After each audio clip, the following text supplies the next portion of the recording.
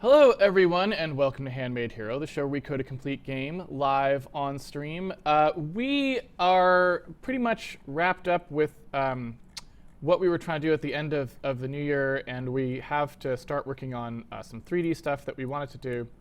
However, I did want to spend one more day on a couple cleanup things that I thought would be good to do before we officially move on to a fairly big new change.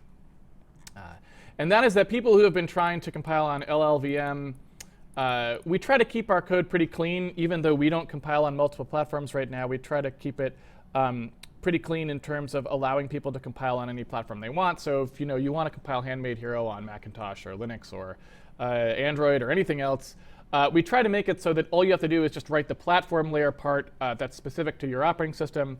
But all the rest of the stuff will work just fine. And other people have made like SDL ports, so you can even use, if the SDL is supported on your, not STL, but SDL, this simple direct media layer.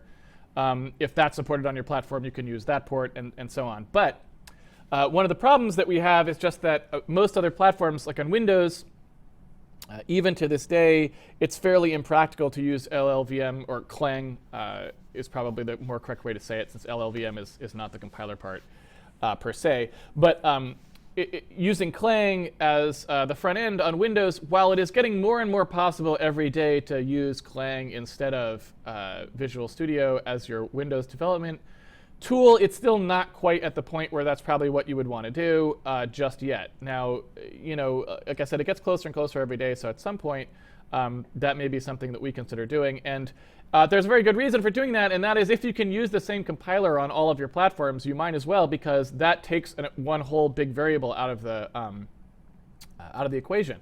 Now you know that you're going to get similar code gen across your multiple platforms. You know that you're going to have the same compiler errors and warnings.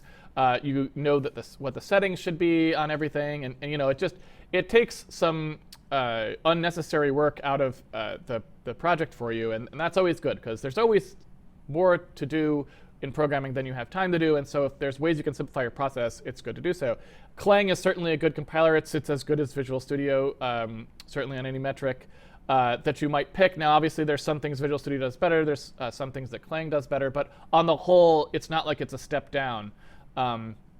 So if you could switch to Clang across all your platforms, that's probably not a bad idea. And sometime we may try to do that because, like I said, it's getting closer and closer to the point where you could probably just use Clang for everything on Windows as well, because they've made a lot of strides in like getting it to output debug information that'll work with like Visual Studio as a debugger and stuff like that. So as those sorts of things start to become more and more usable, it becomes more and more plausible to just use Clang as your compiler on Linux, Mac, Windows, Android, iOS, and Windows regular. That's kind of this nice, it's just this nice uniformity to it. So I'm always interested in keeping that build going. And for a while, we have had a problem that our debug system, if you compile without the debug system enabled, then I don't think we have any problem compiling with Clang right now. If we do, then people haven't told me about it. So people should tell me so we can fix it. But if you compile with the debug system on, then you do have a problem. And the problem is that the definition of the function macro is different between the two. And the way that works is inside the debug system, we use that macro to tell us what the name of the function is that the debug commands that we're issuing are inside, right? So when we're inside a function, we want our debug counters, like our time counters and our data output stuff, we want those to be marked so that we know what function they came from. It just makes it easier to read, right? And so if I come in fact, let me just load Handmade Hero, and you can see what I mean. When we come into the code here, here's Handmade Hero, and if I run it, you can see that like if I open up our profile window, for example, we get like these nice function names here, right? And that's what we want. If we were to just show the file name and line number, it would be much harder human readability-wise to really know what these things were that were in here. And so having that function macro makes it a lot nicer. It automates it for the programmer so they don't have to type in and keep in synchronization. any sort of information there about what the block is timing or whatever. The default is always going to be usable in that the default when you time something and use that function macro is it will say to you exactly what you wanted to see there, which is to say it'll say what the function is that was taking the time, right? And that's the sort of thing that we want. So using that function macro is important to us, and we need to be able to do it. However, what we were doing in this circumstance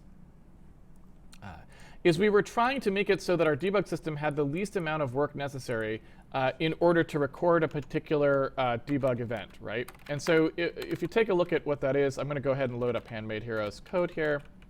And I'll just do a little compile just for good measure. And if I am here in Handmade Hero and I want to take a look at how the debug interface stuff works, here it is, right? And what you can see is that when we record one of these pieces of information, you can see it up here. What we want to do is we wanted to keep this brief, right? So in a release mode build, this assert will go away. And really all there is a one access of this event index bit right here. After, like, we first atomic add it, and then we basically just mask it off to get which one we're going to use. And then we just go ahead and add that thing, the event at that location, right? And you can see that's sort of happening here. We then snap an RDTSC, record what type of event it is, which core it was on, which we don't have the ability to do at the moment because we don't have RDTSCP on this computer. If we did have RDTSCP, we would have called that and gotten the core index as well. We grab the thread ID, and then we put the GUID in there, right? And so we were trying to keep that pretty minimal. Already, that's just kind of a lot of information to write down, which is kind of annoying, right? But unfortunately, if you take a look at it, a lot of this stuff can't be helped. The event type and the GUID are the only two things that are statically known, right? So really, those are the only, we could get away with one less by folding the type into the GUID, right? But the rest of these, what thread we were on, what core we were on, and what the clock was, and where the event goes, that's the minimum amount of stuff we actually kind of need to record. Because the thread is dynamic. We don't know which thread is entering this function, right? The clock is dynamic because we don't know what timestamp this is executing at ahead of time. And the core would be dynamic if we were getting it from RDTSCP. So, there's not much we can really do about that. But the GUID and the type are two things we can control. So the way we were doing the GUID in it, right, is what we're doing is we concatenate a bunch of things together to produce that piece of information. And so you can kind of see here we've got record debug and event, and that's what calls this macro. You can see that we pass it like this thing like debug name, for example, right? And you can see how debug name works is debug name concatenates these strings together to make a single string, and that single string is made at compile time. So that way we stuff the file, the line, the counter, and whatever the name part is, we stuff all of that stuff in there automatically, right? And so that allows us to get all of that information into a single string that's produced at compile time so that when we hit this debug event, we don't spend any time storing information we didn't need to store, right? So where's our problem with that? Well, the problem is that the reason that that works is this function macro here that we're using. In Visual Studio, and in my opinion correctly, not to play favorites, but I disapprove of the way Clang has decided to do this, it is correctly a static known string at compile time, right? Just like file is, right? What that means is that you can use neighbored concatenation on it and it will work. Now, for those of you who haven't had a lot of experience with this, or maybe you've never taken really much time to consider this because it's certainly in the esoterica of C. But if I was to go ahead and say string equals foo, right? You can see that there's a line of C code that I might write. If I was to go in and take a look at what's going on in the debugger here, in handmade.cpp, let's just take a look at what that does. So I'm going to step in here, and I'm just going to take a look at what string is, right? And you can see that what string is it's just a pointer to a location in memory that stores foo, right? And that's exactly what we would expect, right? There's the data for it. In fact, it's for long, right? Because there's a null terminator that it's going to put on there as well, right? Now, if on the other hand, I was to say also, I would like to do a bar there, I can put two strings next to each other in this fashion, and the compiler will automatically weld the two strings together. Again, this is not being done at runtime like it would be in PHP or something, or with a string class. This is actually done at compile time. So see if I come in here now, what you'll see is that actually nothing. And again, we can even look at the disassembly here just to demonstrate what's going on. You can see that no welding of the strings happens at all. All we're doing is loading a single constant pointer. And when we load that pointer, here is what we're pointing to. So the compiler has pre-combined those two strings together, stuck that into our executable as a piece of data, and all we have to do to access it is just load just one pointer, which is, again, exactly what we want in the debug case. And so what you can see is that if I were to change this to some preprocessor string, like __ file, then when we take a look at what happens here and we step in, you can see that it's actually, well, I can just do it this way. You can see that it's actually concatenated the file on there. Get rid of that truncation. There we go. It's concatenated the file onto the end of my string, which is exactly what I said it would do, right? It's like it takes these two strings, welds them together, puts that as one piece of data into the executable, and then again, if we look at what has to happen in the disassembly, nothing happens other than the load. That's all that happens, is we load up a particular constant pointer to this string that's been stored in our executable already, and that's all that has to happen, right? No combinations there at all. So that's very important, right? And if we want in Visual Studio to do that with function, we can, right? So there's my function. And if we look at what it says now, you can see it just puts game update and render on the end of that, right? So in my opinion, it's kind of obvious that that's how it should work. The reason that I think it's kind of obvious that that's how it should work is that's how file worked. So you would expect __ function and __ file to be the same. You would like to be able to have this automatic welding functionality, certainly. And it's pretty easy for the programmer, if they want something else, to create that something else. If you want it to be a local variable, it'd be pretty easy for you to generate a local variable and stick it in there, whereas the reverse is actually impossible. There's no way for you to turn that into something that is stored without doing actual work at that point, right? Now, so that all works great, and Visual Studio did it the right way, in my opinion. However, if we take a look at what happens with function, apparently on Clang, rather, what happens is function is declared as a variable, and it can't be concatenated with other literals, right?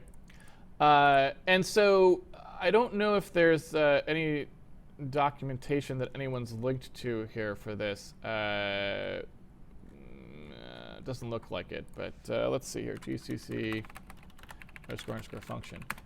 Because I wanted to kind of show you, and since I said I've never looked at this aspect of Clang before, I'm going to go ahead and see if I can find it. OK. So the identifier __ function is implicitly declared by the translator as if, immediately following the opening brace of each function, the declaration static const char __ func equals function name, right?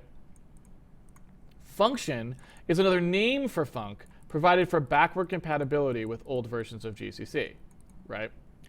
So what that means is that when we do __ function, and again, I'm looking up the GCC documentation, but only because Clang follows the GCC specs usually. What that means is that we don't actually have a way of referring to this directly, right? All we have is a way of accessing a faux local variable, right? So you have to imagine there's a thing that looked effectively like this. Now, it's not necessarily actually this, because like the compiler's just saying it's as if this were true. So it doesn't mean that it actually is doing static initialization in exactly this way, but it's as if this were true, right? And so now what you can see is if that was actually what we had, right? If that is what we were dealing with here. Oops, I didn't mean to do that in this window.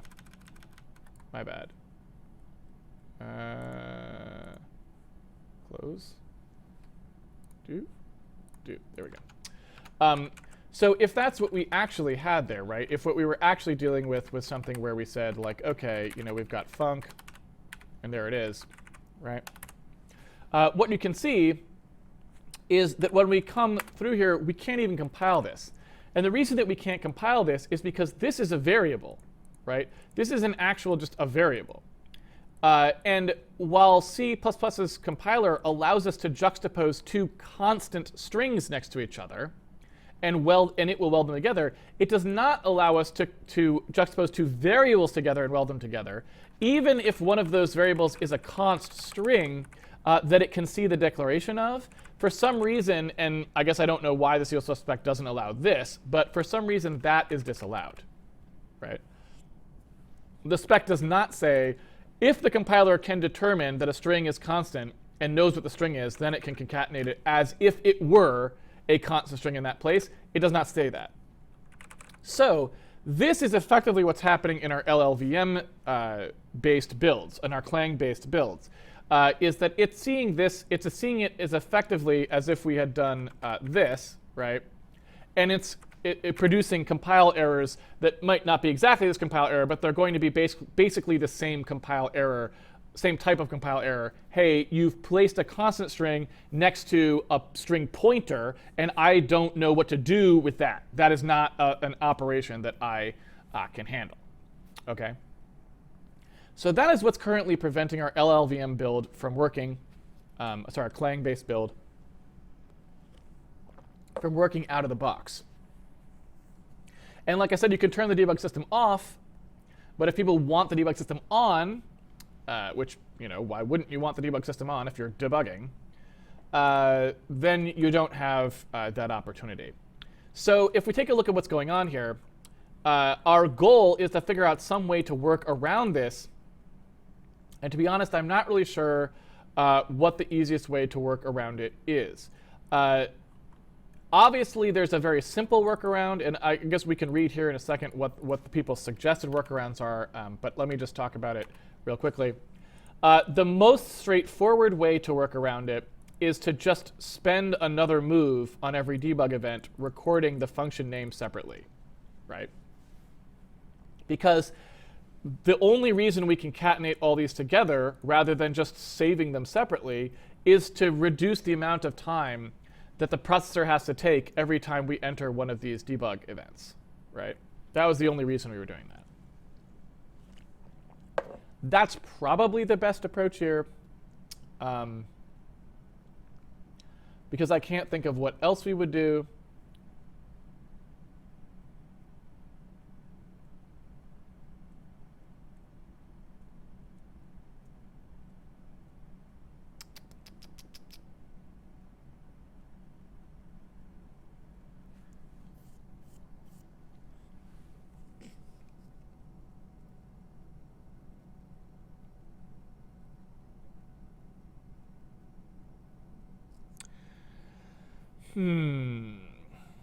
But I'm thinking.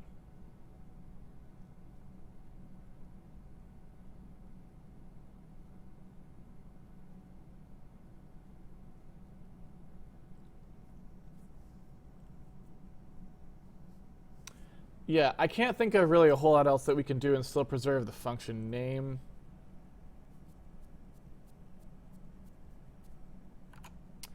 But let's see what people suggest.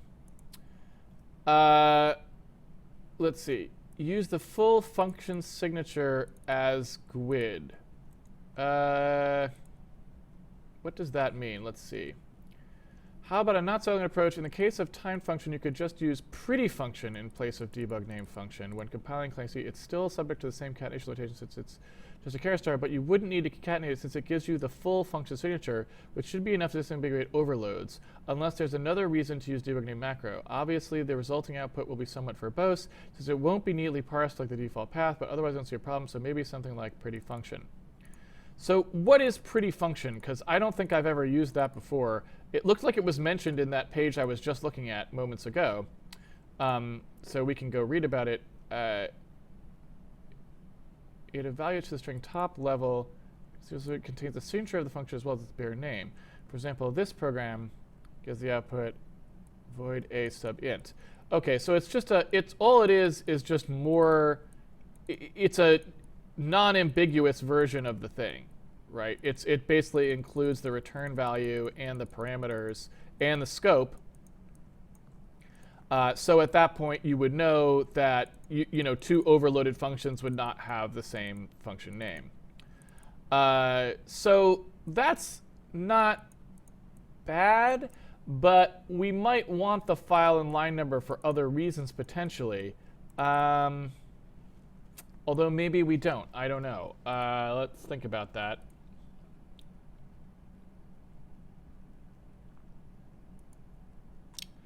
I don't know. I mean, that you can see why that has some attraction, because we would be able to always use that. We could still parse it if we wanted to produce a cleaner function name at the end of the day. And so then the question is, do we need the file and line number for anything? It would be nice to have the file and line number as well, I feel like. But yeah.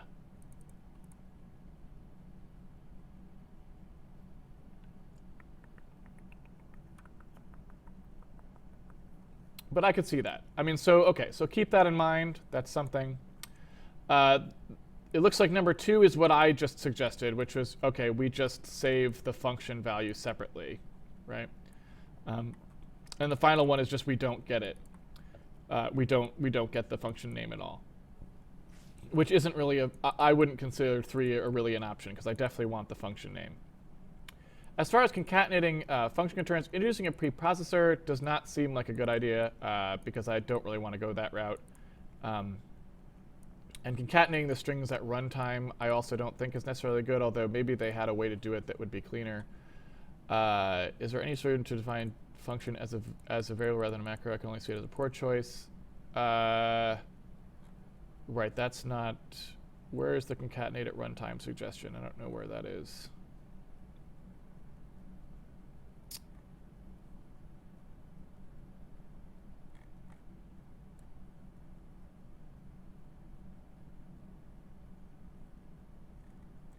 So I don't know where the suggestion to concatenate them at runtime is.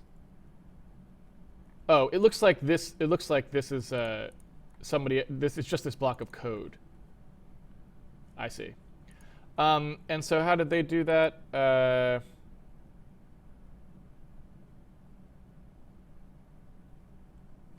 So it looks like what they did.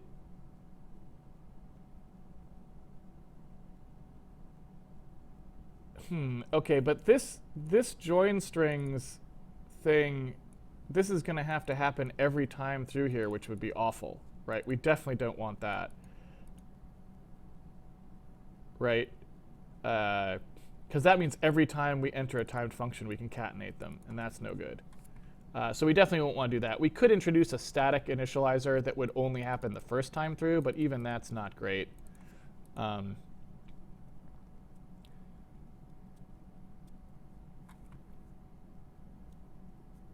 Yeah. So I don't know. It seems like maybe pretty function is the most sensible way to go about doing this. Because yeah, then we can just record still only one thing, and let that be the official signature of the op.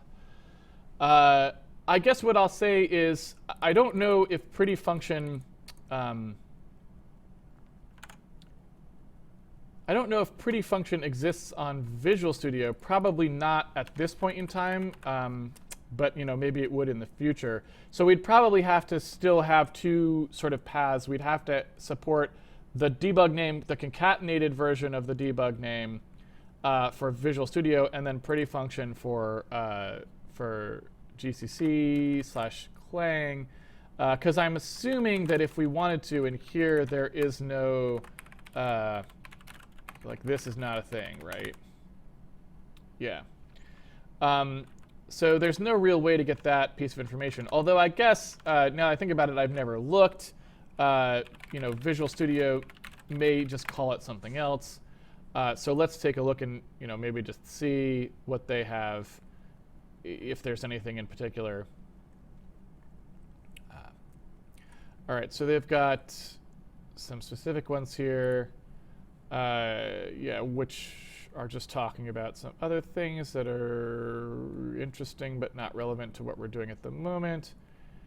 So here, this looks like it kind of would be similar. You can see that the function signature, there you go, funcsig. Funcsig looks like roughly the same thing. So if we wanted to, we could have funcsig be what we use instead of pretty function, and then that would keep both paths roughly equivalent. So it may not be my first choice. My first choice is I think the way we were doing it here, and I would say that it's really a black mark on Clang to not support that. It's not hard to define another variable there that's a properly done string. If you want to keep the static version, fine, but you should support a way to get it as a constant string for sure. And so I feel like that's really something they should fix. I don't know, maybe it's something we could fix. Do you think if we just went and downloaded the Clang source code and added that in there and then sent a pull request, they would listen? Probably not. I'm guessing we'd have to go 12 rounds with somebody and argue with a bunch of people on a mailing list to get that in there. But I suppose we could try. But in lieu of that, so if I was to go in here and say, all right, let's take a look and see what we can do to make this happen, let's take a look inside our debug system and just see where we parse those debug names. Here you go. So when we do our debug parse name, you can see we do our line number in this here. And I'm just curious if we use that for anything. So OK, so at the moment, I don't think we do.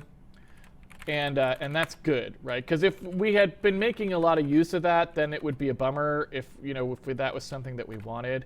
And so since it's not something we're really paying attention to, I feel like I'm OK maybe with having that go away, right? OK. All right.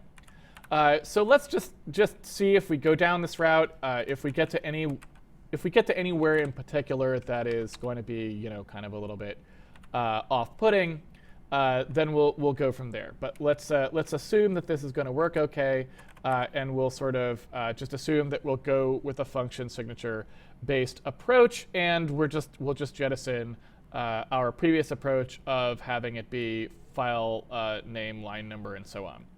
Now, the downside of this, again, like I said, one of the reasons that I would have preferred to have this here is because if you imagine a more robust debug system, so let's say we take our debug system and we want to make this into a really full-fledged thing, and we're going to spend a bunch of time on it, in addition to the time we've already spent, building it out for some reusable, nice thing. One of the things you might imagine wanting to do is click on something in the debug system and have it jump to the appropriate location of that thing in the source code. And right now, that's trivial for us to do because when we have the file name and line number, we can just do that, right? There's no real thing preventing us from doing that. So if we had, for example, in for-coder, let's say, in fact, I don't know, Alan Webster probably isn't here today. But it does sort of seem like it would be cool to have a standard way to send like a Windows message for a coder that says, I would like to open this file line number combo to jump to it. Do you know what I mean? So I don't know. That's something that would be kind of cool to have. Anyway, you can imagine constructing that extremely easily because in our debug system at present, we have the ability to do that, right? We have the ability to say, oh, OK, here's the file name, here's the line number. So a IDE of any kind can go ahead and jump there.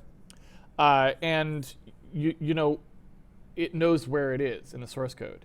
But without that, then you would need debug info because all we can provide you is the function signature. You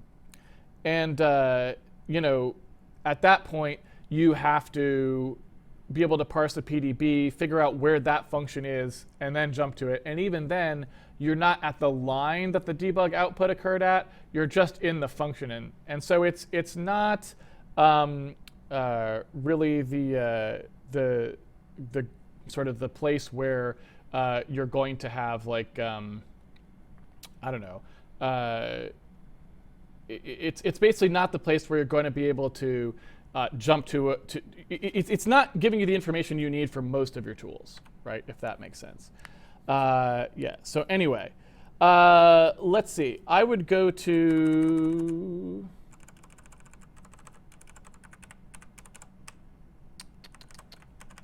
maybe leave this in. I guess the question is, do we want to leave this in as the GUID for the other version? And the answer is maybe. So what we could do is scan for an OR, and if we don't see the OR, then don't do it, right? And I don't know, maybe that would work just as it is. I'm not sure. Let's find out.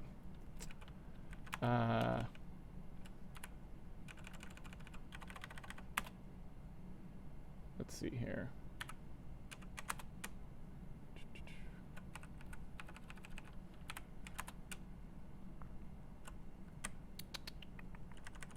So if I was to make, oops, it's not going to help. If I was to make two different versions of this, I could just if around just this one block. And so in here, when I do my debug names, right, I guess what we could do is just say, like, OK, if we've got unique file counter string, like it's doing here, I could just say that this doesn't try to concatenate anymore. Right? Unique file counter string just uses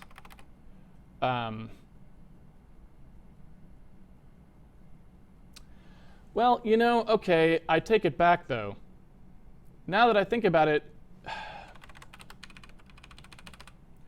I don't think this actually is going to work, right? Like, in theory, I would say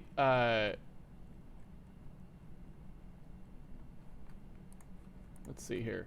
In theory, I would say that's fine, but the function signature is not going to be unique if you have multiple timed blocks inside something, right? That's not going to work because let's say we have multiple timed blocks, those signatures are all going to be the same, and it's not going to end up evaluating to a GUID.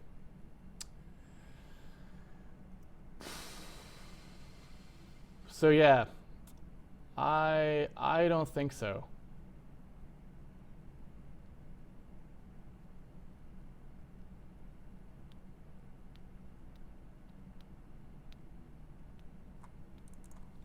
So I guess what I would say is it looks to me like really the only pretty function isn't really going to be an option because we would still have to figure out some way to concatenate pretty function with a counter.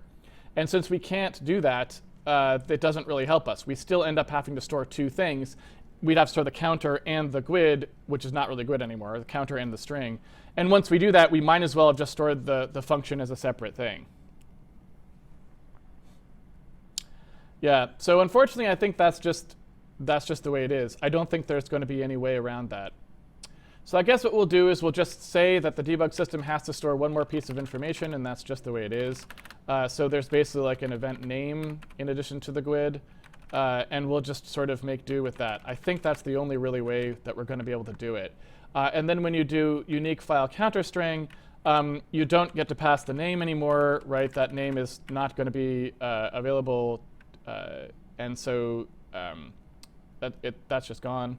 And when you call record debug event, you have to pass the name to record debug event, and it will get passed separately. I think that's the only really thing we can do. And so it's going to have to look like this, right? I think that's the only option. So I'll put a note here from us which just says like, hey, you know, in record debug event, the name is recorded separately now to work around the fact that GCC and Clang don't define function as a constant string, so it can't be compile time welded into a along with the file line.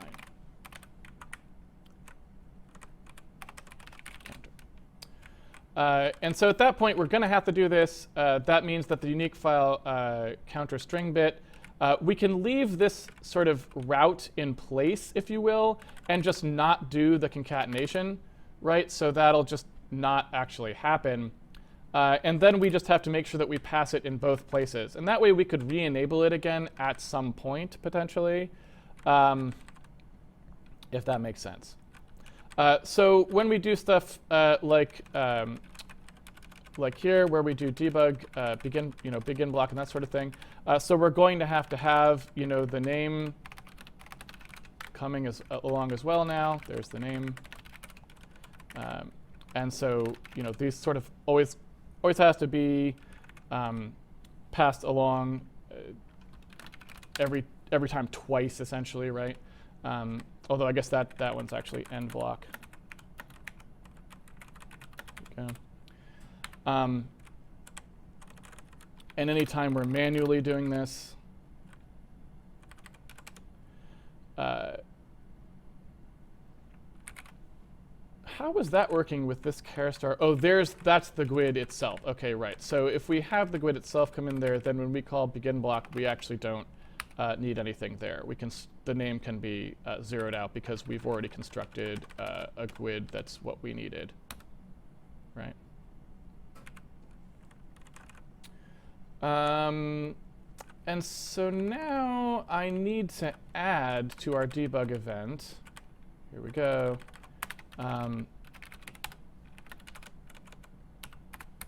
Into here, and not enough actual parameters for macro record debug event, open data block, close data block.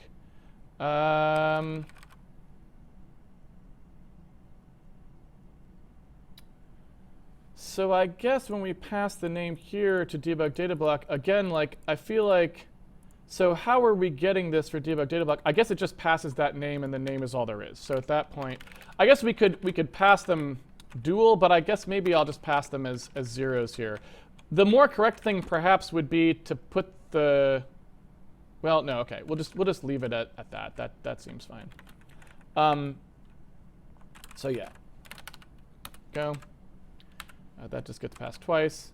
And so in debug value, not enough parameters. So where is debug value? Debug value, there we go. So in here you can see us passing these things. Again, it's just like kind of a wasted exercise, right? But we're sort of having to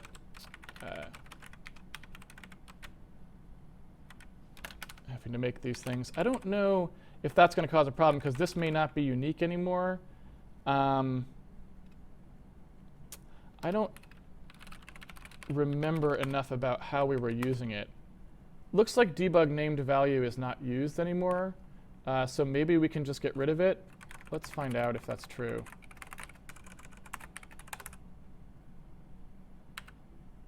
Yeah. So debug begin data block. Not enough parameters for debug. OK, so we just need, again, to debug begin data block. So here we are in that, and that looks like it just ends there. So again, that's probably fine. We just need to pass that name a second time. Let's see. So these are in the debug B32, like all of those things, right, when those get passed down. So let's take a look at those. Debug, oops, debug B32. Right, so all of these, right, that are passing the debug name with the pound value stuff, again, I think those just need to be duped out. But that's really all that they would have to have happen, I guess. What else we got here? UI element.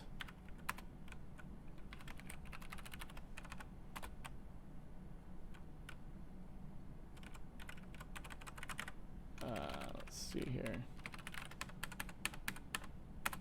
Where is that? Debug UI element. Oh, duh. It's just right there.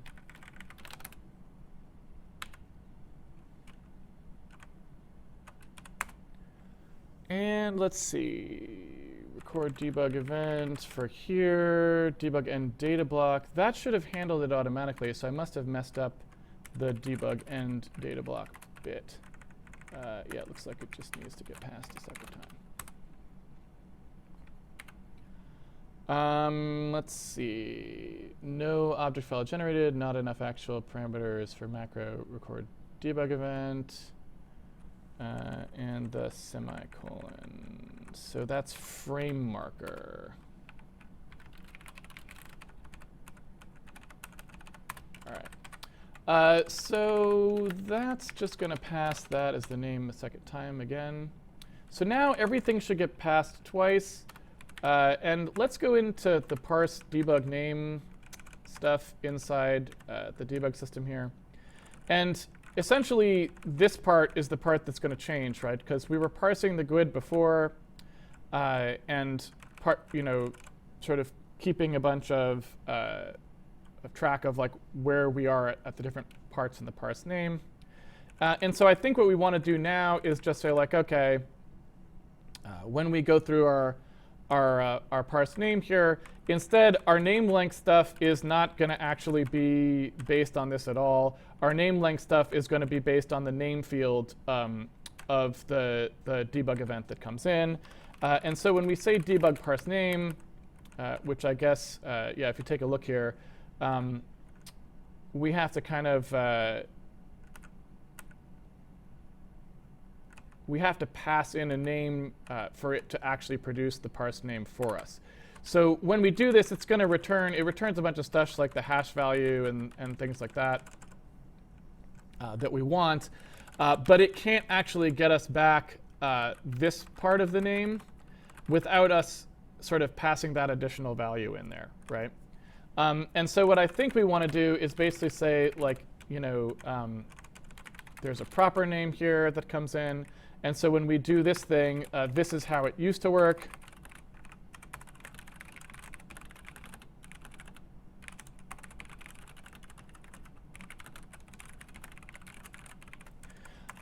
But instead, we know we've got this.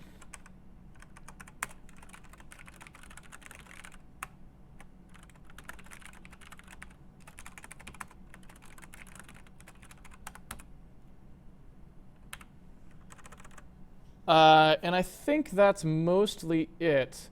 Let's see here.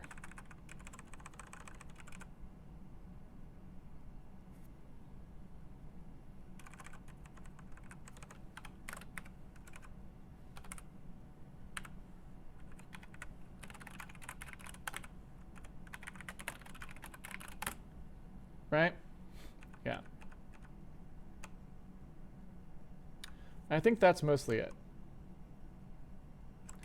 Now, I don't know if that's everything we need. Oh, we don't allow string lengths of 0. Okay. Wonder why not. I feel like we should. In fact, I think I'll probably just support that.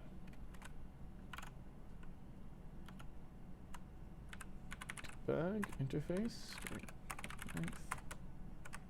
I think we just want to do, oops, if string. Yeah. There we go.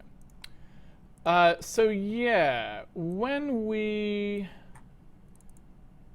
collate these, we want to make sure that we always have something filled into that field. I think there was one time that I didn't do that. Yeah, it was here, right? And so I think we always want to sort of keep that piece of information present. I have to see how we actually use timed block.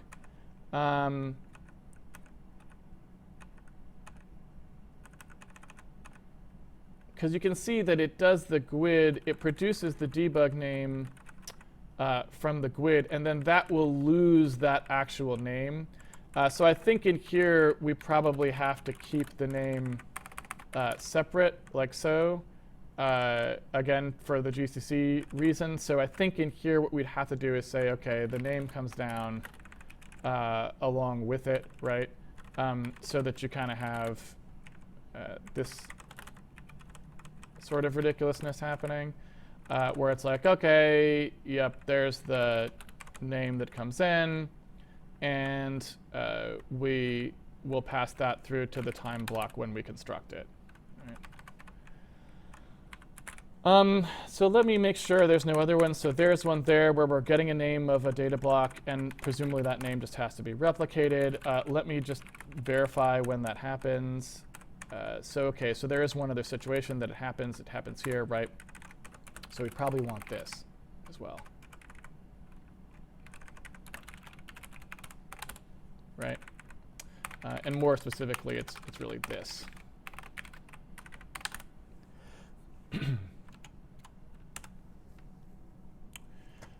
So in theory, that'd keep us working properly now, but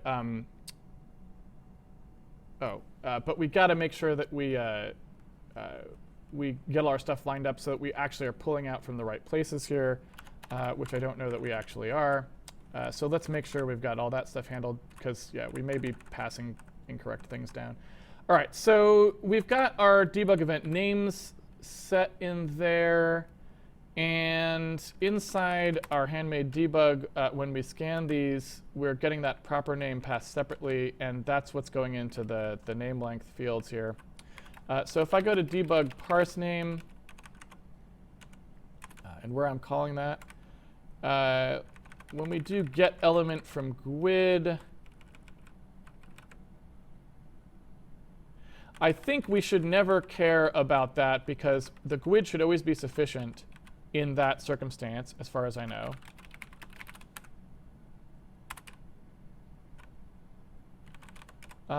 And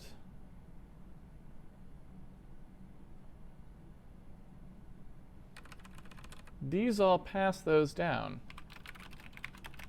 right? Debug parse name.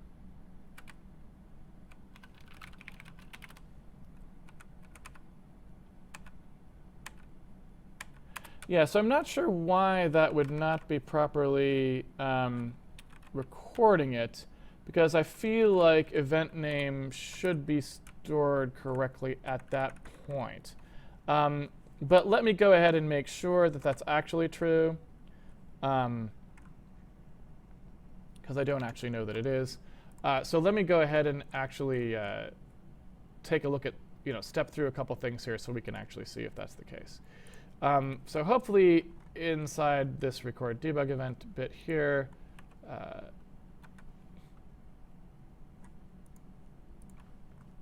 course it won't let me set a breakpoint there because it's in a macro, unfortunately.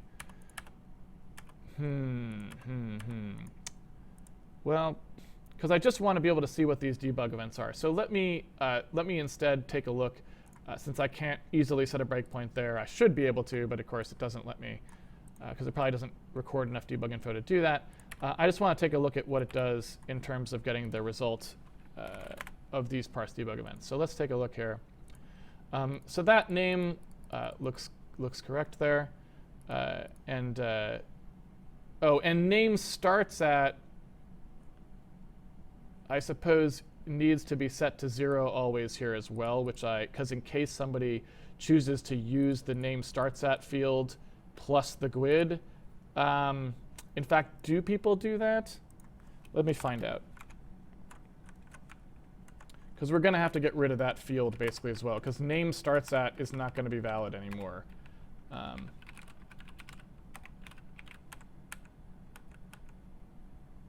Yeah, so you can kind of see here, like, that is a problem because we essentially shortcutted that.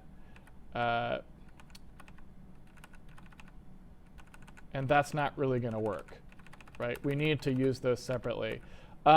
So I guess what happens, the problem that happens here is we store those strings, right? You can see us doing it here. We do a push string of the GUID, right? And then we store name starts at. So probably what we would want to do there is just, I guess, store the GUID and then do a push string on the name, right? Seems like that's probably the smartest thing to do, and then just make name starts at not a thing anymore,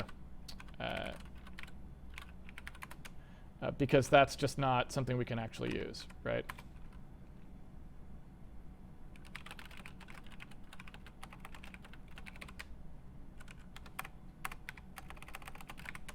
So then name starts at is not going to be used anywhere, and then anywhere who was trying to use it, oops.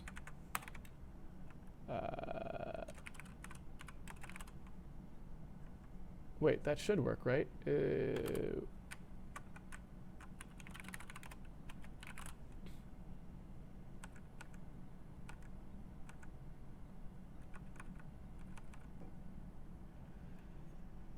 Name is not a member of debug element. Oh, good point. That's actually true. It isn't.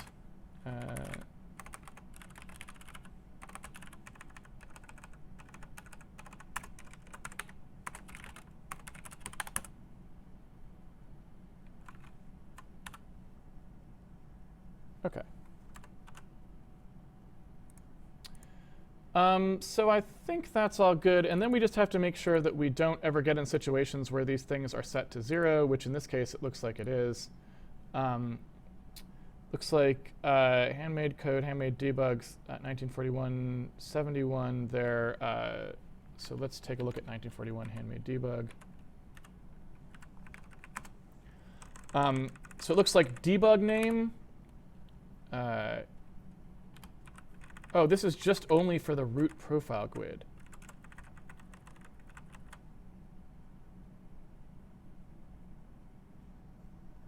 So the root profile event, it looks like the problem there that's just a synthetic one that we create. So it looks like as long as we were to set that to 1 as well, we can avoid that problem. That may be our only one, because we have to make sure those are never set to null, because now we're actually using the name. It always has to be valid, or we can't print or show that. All right, so let's take a look. So first of all, we have to stop the name starts at bit. So now we always need to use the name field. So everyone who was using the name starts at needs to now use name directly. And so when we are in here, we can just sort of say, like, hey, instead of doing that trickery you were doing before, you can stop doing that now. Just use the name pointer, and that's fine. And actually, I suppose we can just do this, since that's what people are supposed to be doing. I don't know why this particular point in the code wasn't doing that. And then maybe we're OK. So let's take a look. OK, so now we've restored that. But we still have a little bit of problems where you can see that, like, for example, these guys are listed by counter value. So it looks like we're putting the wrong thing. When we record those debug events, we're recording for our data debug events, we're recording the wrong piece of information. So rather than the string, we're recording their ordinal, right? Their underscore counter. And so we just have to take a look at our, is that spelled right, by the way? Yes. So we fixed the bug.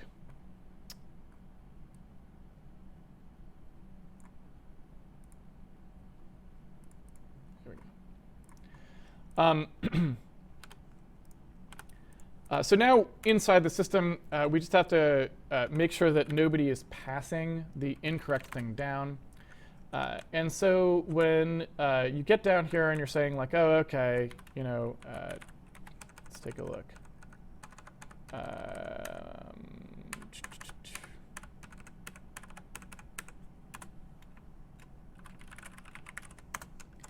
What are we doing that's incorrect here? So we pass debug value. It looks like when we call record debug event that we are correctly passing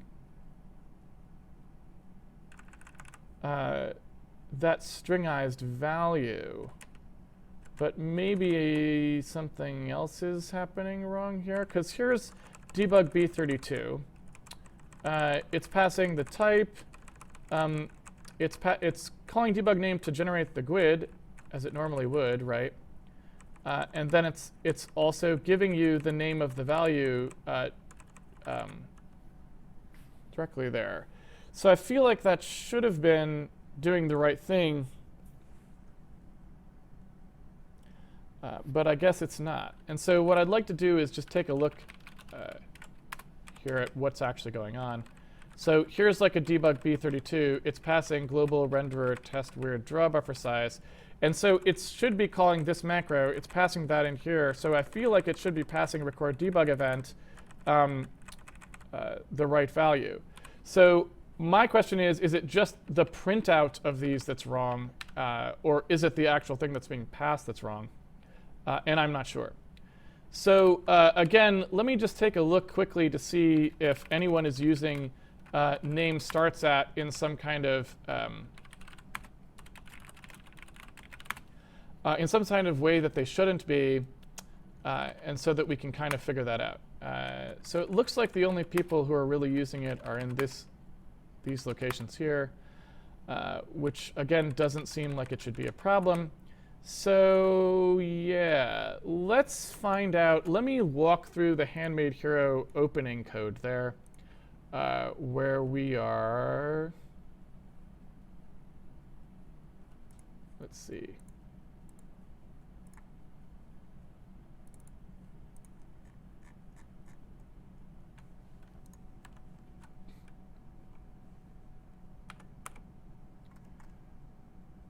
So here's that atomic add. Let's take a look at the disassembly here because we're not going to be able to step into the macro. So I just want to see if I can get a little bit of a picture of what's going on with the debug event. You can see the atomic add happening here. So here's a bunch of moves, right, that are happening. I don't know what, if any. Here's the RDTSC. Is there any others in here? There's the get thread ID.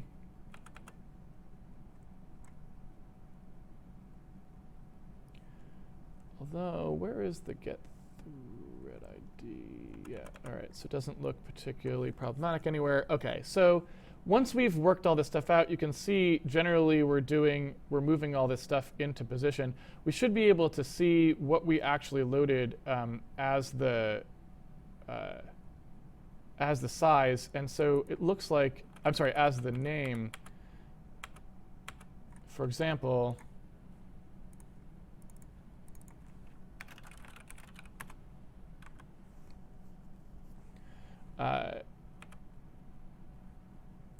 what's the actual value here that we loaded in? Is this global render test weird draw buffer size? So that's the address of, oops, not it. That's the address of the Boolean, I believe, right? Yeah. So we've loaded in the address of the Boolean. That's the thing that's going to get modified by debug set event data. So we loaded the string somewhere up in here, but I'm not exactly sure where. There's get thread ID. It should have probably loaded just before that, right? So we should have loaded the string. There it is. We should have loaded the string just before that, and we did, right? There's us loading the string, and there is the string. So presumably the debug event actually has it written down correctly there. And so RAX, I guess, probably holds the value of our debug event at this point. Let's just take a look here.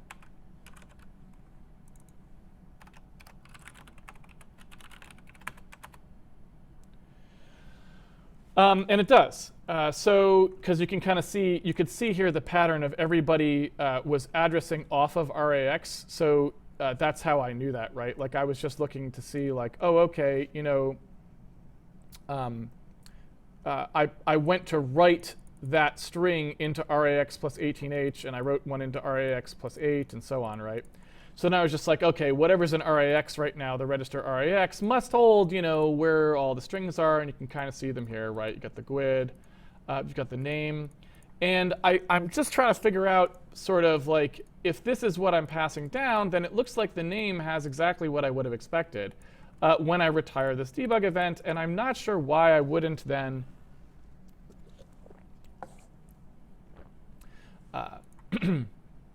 why I wouldn't be able to get sort of a a reasonable parse out of it. So the only thing I can think of at that point is that when we are creating these debug values, that we're doing them in some way that isn't properly obeying parse name, because if the proper name is always getting passed down for these data blocks, then I would have assumed that that would be sufficient. But I don't actually know. So let's see here. It could be this right here.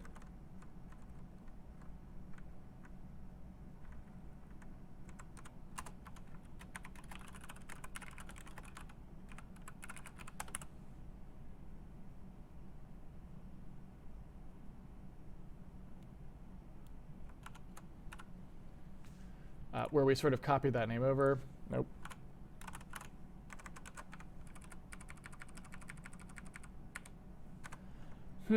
So I don't know. This is very intriguing. So we must be copying these out in some way that we're not obeying here.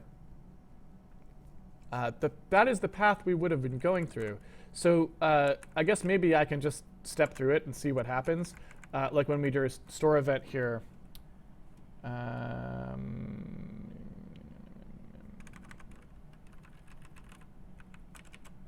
Let's just step through there and see what happens. Because the debug system is pretty complicated, as you know. And we never really refined it down to a level of really good simplicity or anything. So, there's a little bit too much complexity in there, and probably just best to take a look at what happens. So when we call getElement from event, come through here. We're asking for global pause, so that's all good. So let's take a look at what happens with our result. Here's our result. The name is global pause, which is what we want it to be. So all that's good. And we can do whatever we want to do there. So now we end up with an element. And we'll just take a look at what the element has. So for some reason, we're resetting the original GUID of this thing to be what the element GUID was. But I'm not really sure why. So to be honest, I do not understand that assignment there. Because we are pushing that string on, and I don't know why we feel the need to reassign in that way, right? That doesn't make a whole lot of sense to me. In fact, I kind of wonder if that should be there. OK, so then when we go to store event, you can see us storing the event here. Yeah, in this case, all we're doing is really figuring out where we're going to put this. Assuming that we did put it somewhere, we just copy the event wholesale from one to the other. I guess the point of the original GUID bit is just because we want to use that pointer for something later, right? But that shouldn't affect the fact that after we do that store, we still have the name correct, right? So yeah, so that all looks pretty reasonable to me. Like, you know, there's one of these guys getting stored, and it, you know, there it is storing it. And when we take a look in here to see what that stored event is,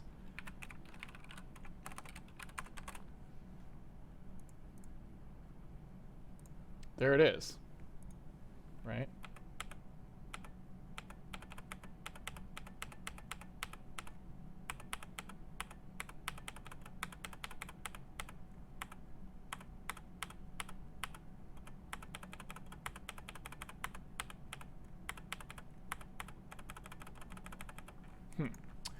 All right, so let's go over and let's just jump over here to take a look at where we print those out.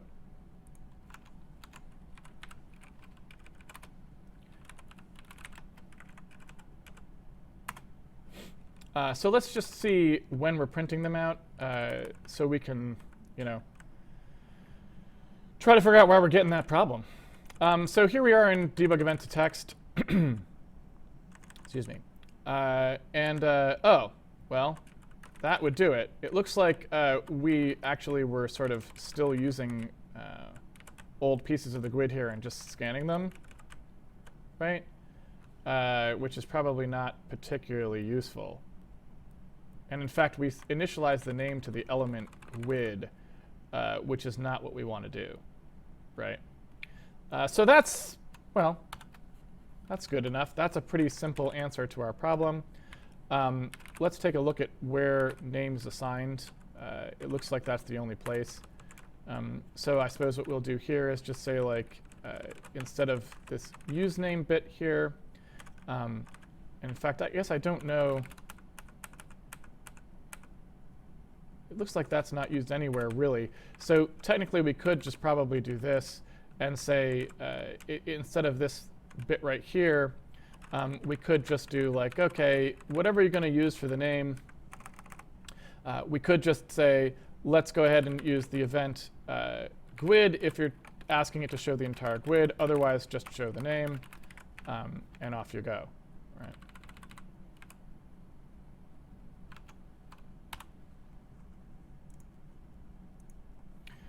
And that looks much better now. We've got our names back, and we're in pretty good shape there. So that's all pretty good. No real downsides there. So there you go. And so I guess let's see how much time we have here. We've got, it's 12:45. So did we start at 11:30, I think? So we've got till about 1:30 to go. So I think that's good. And I guess the only question I have now is, did we actually solve this problem or didn't we solve the problem? Because again, the only reason that we just did all the stuff that we just did is strictly so that we can compile using LLVM, which I don't actually know, again, whether we will or not at this point. It's an open question. So yeah, so the thing to figure out here, I guess, is just, are we doing, is that concatenation happening anymore, or isn't it? And I don't know. Let's try to double check here, but otherwise we'll just have to sort of send this code over the fence and say, for people who are compiling with it at the moment, how, you know, did that solve the problem or didn't it? So you can see inside timed function here, when we do this, it looks like that's really the only place that that's happening. We also verified, because now we compile without that, that doesn't need to be there. So we've got this one place that function's being used. You can see that it's getting passed down to the debug name. And this field right here inside timed block, when name gets passed down, really all that's happening there is that name is getting passed eventually through as an actual variable to the time block. So that shouldn't be a problem. So the only question is whether passing function to debug name would create something, and the whole point is we tried to fix that.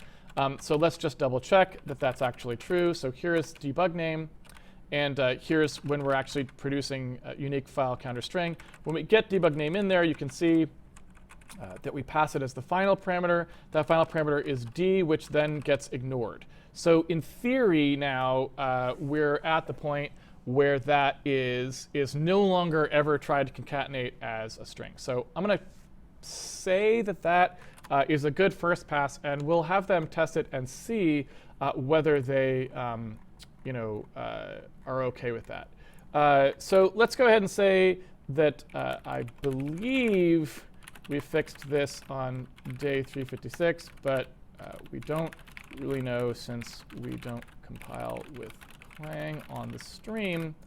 I will close the bug for now, but please reopen it if it turns out that there are further issues. So yeah, as far as I know, again, I don't know of any other things that, because I feel like we fixed all the other Clang problems because they were just minor. They didn't require any changes. They were just really minor issues that that had to be changed. And so I don't think we've got anything else in here because we've replaced the printf. The gluent void pointer stuff we fixed as well. So I think that's it. And we'll call that done for now. All right. So that's about all there is to that. And I feel like that is it for our issues. These are all enhancement requests that are for later in the project. So I feel like those are all good, and we no longer have any more issues here to address. And in theory, we should be running reasonably now. And the only thing we had to go look at is we had to go look at that the camera stuff and see how that is.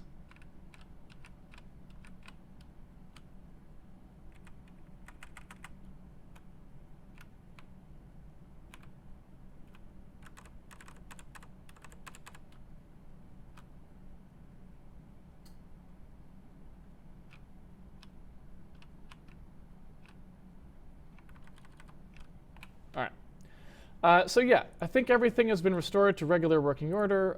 I don't know if there's anything else we need to do here, but it seems like we're pretty good to go. Everything seems to be operating normally.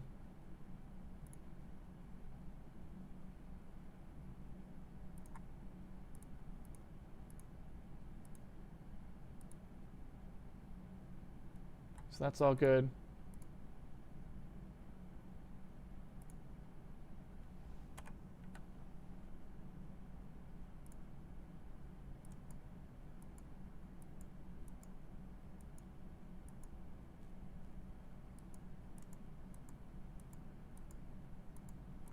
All right.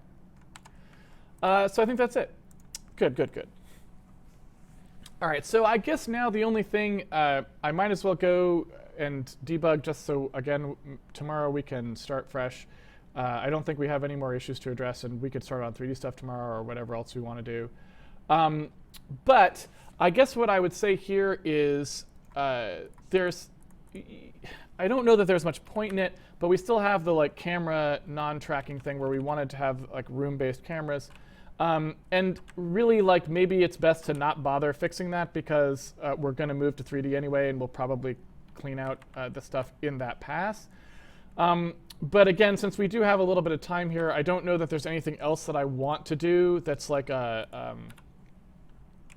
any kind of particularly pressing need, because I'm pretty sure everything else is just on the sort of the end of the tail end of the 3D stuff here. So I don't really know that there's anything else to do that makes sense to do right now. So I might just pop over here and take a look and see how that's going. If I remember correctly, the way that we were doing this is we called update camera for entity movement. And in there, we tried to find out what where which room the entity was in.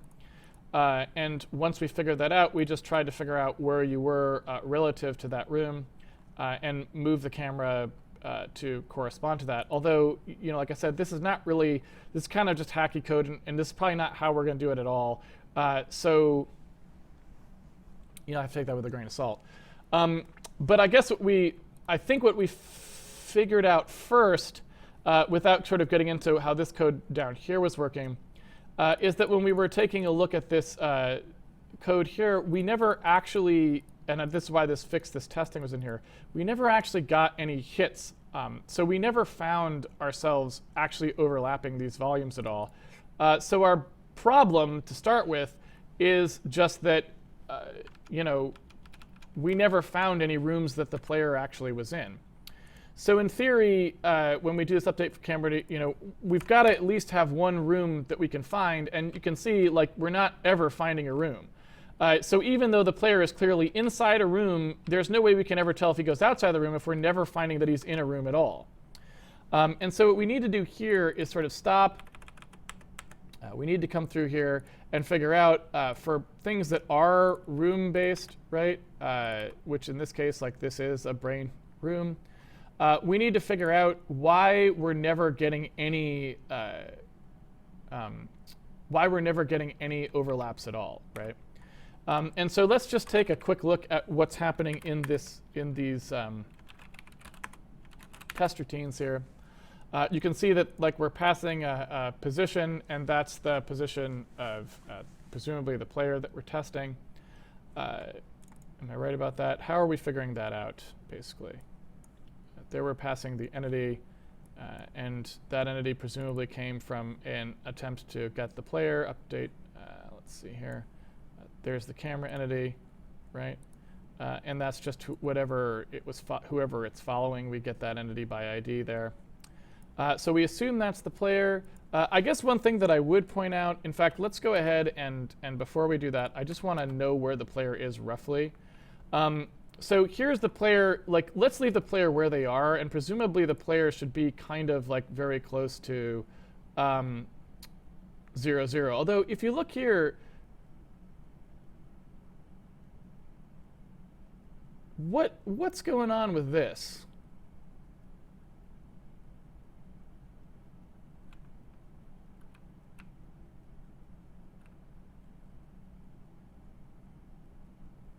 Like, this is a little suspicious, wouldn't you say? Like, what's going on here?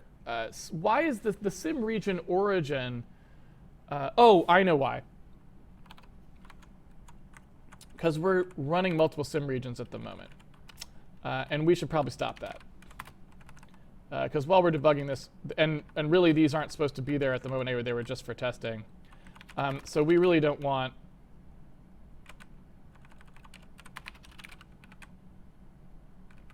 that stuff going on. Right? Okay. So now we're in a little bit better shape. We've got, like, kind of our origin information here. Now, why the sim region's origin is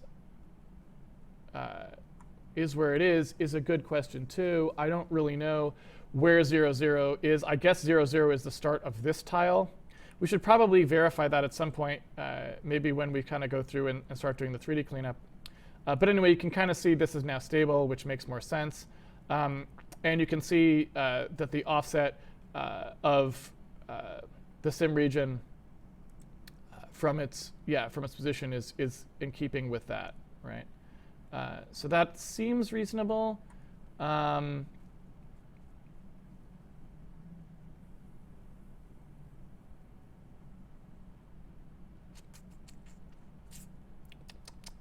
Is it in keeping with that, though? Because how big are the chunks is one question. Assuming the chunks are big enough, then that might make reasonable sense. But anyway, leaving the player there, let's go ahead and take a snapshot here of what's going on.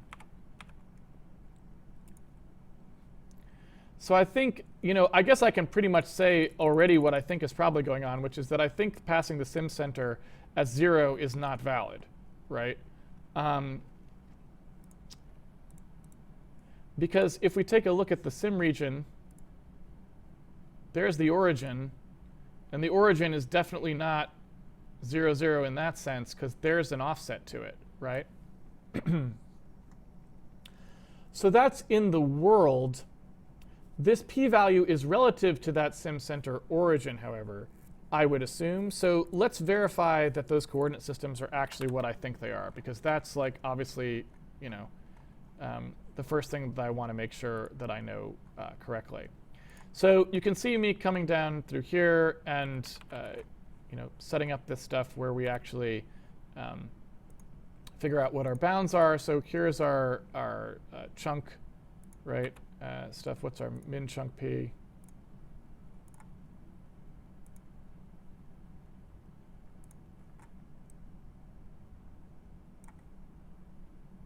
Why are we simulating?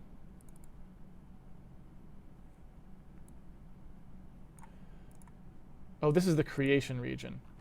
All right, let's try that one more time. There we go. I was like, we need something that's actually got some area to it.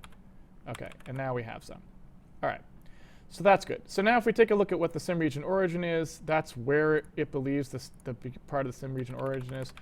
When we're pulling these out, you can see in here where we do try to figure out where things are relative to the chunk. You can kind of see like, OK, where are things relative to the chunk? There they are, right? That's the difference between this chunk's location and wherever the sim region itself is, right? There's sim region origin. So that's the chunk delta. That's how far you go to get there. We come through and we take a look for every entity. And we say, like, OK, we're just going to add that delta, whatever that delta is, to the destination, the entity's unpacked. Here's the p relative to the chunk it was packed in. Now here is it in the space of the sim region. So I think that is really all we should need. So when we pass, yeah, I think that's really all we should need to pass. So then when we go to our next test here, where we're going to be testing entity overlaps rectangle, in theory, the sim center should be just the 0, right? But now when I'm looking at this, it looks like, oh, OK.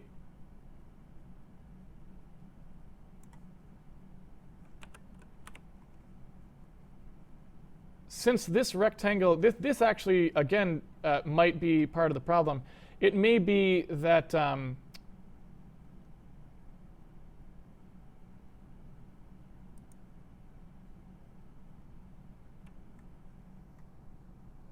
maybe that I'm misinterpreting what these are doing. Because this is basically saying, hey, does an entity at this location with this volume overlap this rectangle?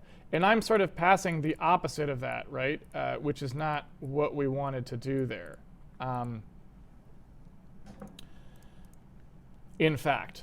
So yeah, so that's a little bit busted, to say the least. But let's just take a look at what happens. So when we look at the grown version, obviously, we would expect this to grow because we're taking the volume of the room, which is what we passed there. So here's the volume of the room, and you can see it's fairly large, right? It's 23 by 12 by 3, right? Which seems about right for one room. And then we're going to say, like, OK, excuse me. We're going to see whether this thing's in the rectangle. We're going to take whatever the offset of the volume is and add it to p. Yeah, so you can see right away why this is basically wrong. It's doing the offset in the wrong direction, if that makes sense. Because what we're doing, yeah, because we basically passed these in the opposite order. We were trying to reuse a routine that's really made for something else. And that's not what we actually want to do. So when we call isInRectangle here, you can see we're going to do this test. And this test is sort of backwards, right? So what we want to do is we want to start calling that correctly. And that's probably most, if not all, of our problem there. So instead of calling entity overlaps rectangle, that's really not what we want to do. What we want to do is just call isInRectangle, right? We want to call isInRectangle. And we just want to see, OK, here is the test entity's collision volume, right? And we need to offset that collision volume to be at the entity's location. So this is the offset we need to do.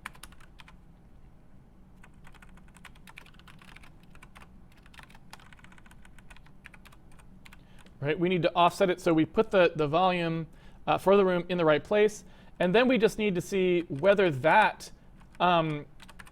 is relative to the entity's placement. Right? So we need to say if this offsetted volume is this entity's position, the player, inside the correctly placed world space collision volume of the room.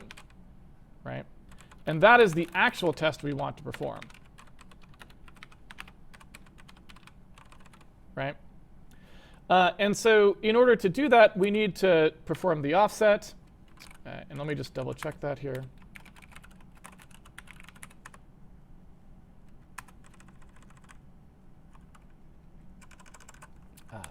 And so let's see how we can do that. So we want to test the is in rectangle, so we need to pass the rectangle, right?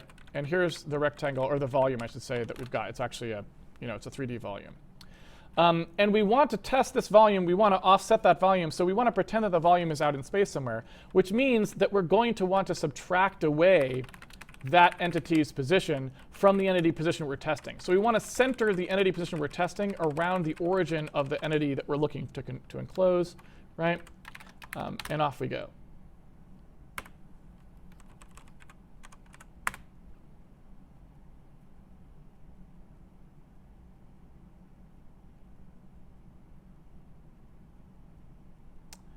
And what do I actually need to pass for that?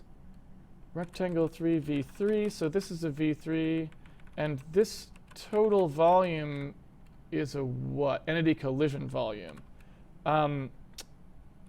So right, we need both of these. We need the test entity P, and we need the volume P.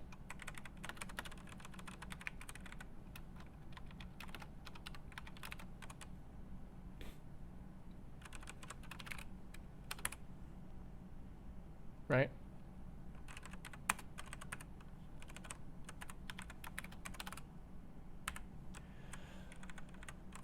I assume that that is actually offset, not P. Let's just take a look, because I don't remember. Offset P. It was both. And so just to make that a little clearer, let's create a thing called volume P, which is this. So that's where the volume is, right, in world space. And so then we can take the entity's position and subtract it away. And so the dimension here is not actually a rectangle, right? Which just kind of begs the question, why aren't we using rectangles for our collision volumes? Like, why are they dim offset? So that's kind of dumb.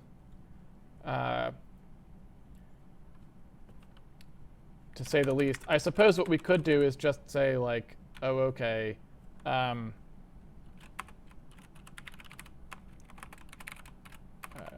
Rect center dim, and just pass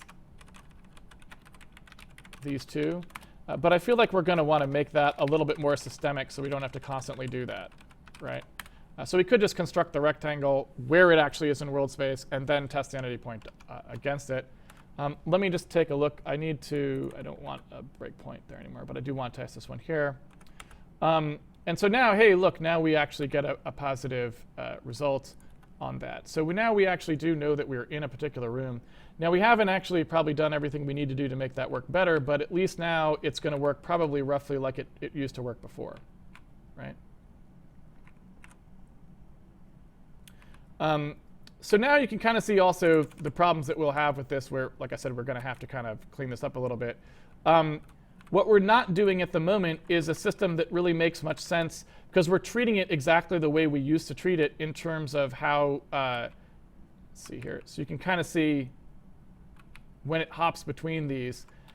Since all of our room-based movement before was based on looking where we were in the apron and moving it, you end up in this kind of nasty situation where you have to kind of have that movement work correctly in order to, it's all based on those deltas, right?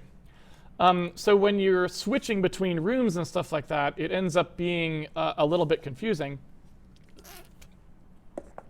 in that respect. And you can easily get in places where also you would, you can get in places where it would be ambiguous as what's going to happen because you need to look at the room next to you to figure out exactly where you should be and all these other sorts of things. So we're going to want to redo this camera code, but for now let's just take a second to do a couple more things. So if you take a look at the room delta stuff, right, where it records this piece of information, at the very least we would want to start recording this as being something actual, right? So what we'd want to do here is say, like, okay, the room delta, we actually know what it is now. It's whatever that came back to, to be, right? And if you take a look in here where we start to figure out what we're looking at here, we go, oh, where's the entity placement relative to some stuff, blah, blah, blah. This was all assuming a bunch of information about where the player would be relative to the rooms and how those were baked in. And we don't actually know that those are correct anymore. So entity P needs to be relative to the center of this rectangle now, right? If that makes sense. So essentially what we have is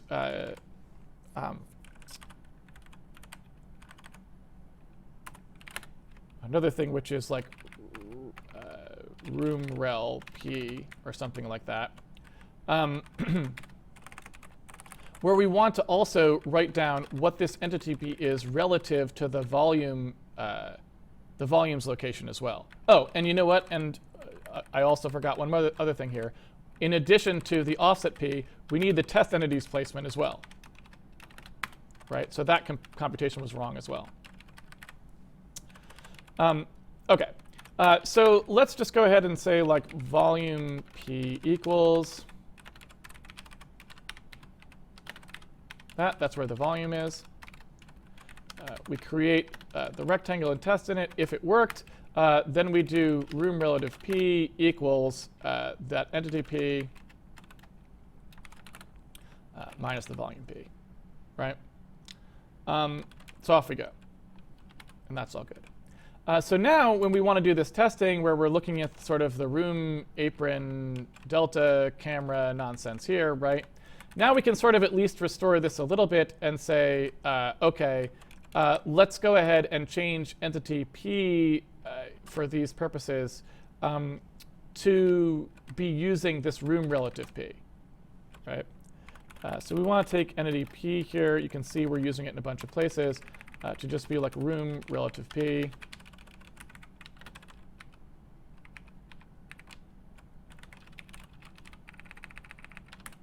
There you go. And then you get these entity P stuff here is all operating over that. It doesn't look at the entity anymore. So I think we should be good to go there. OK. So again, not probably how we... Oh. That's interesting. Why has our camera... was not expecting that.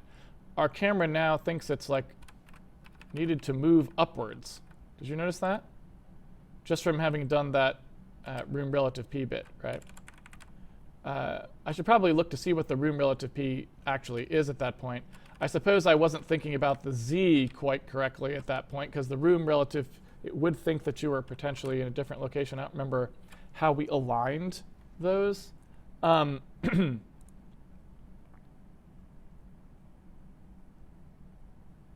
it's probably, I don't know, but we probably don't want to use the offsetted volume P for the room necessarily. For the room relative P in terms of the Z offset. So in some sense, that's probably because we need to do this, if that makes sense, to both have them based around the floor, which is how we were doing it before, which is a little weird.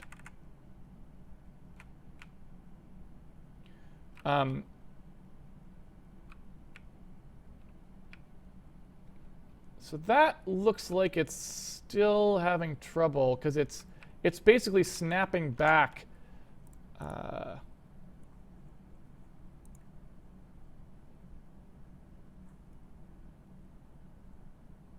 I'm not sure if that's just because of how we're doing, because this code, again, is like kind of, it's really kind of baked in and it's all relative, which is not particularly useful. Excuse me. For how we want to do this at the moment, because it means when you move from one room to the other, you kind of end up in a bit of a mess. So just for a moment, I want to take a look here and see how we were doing.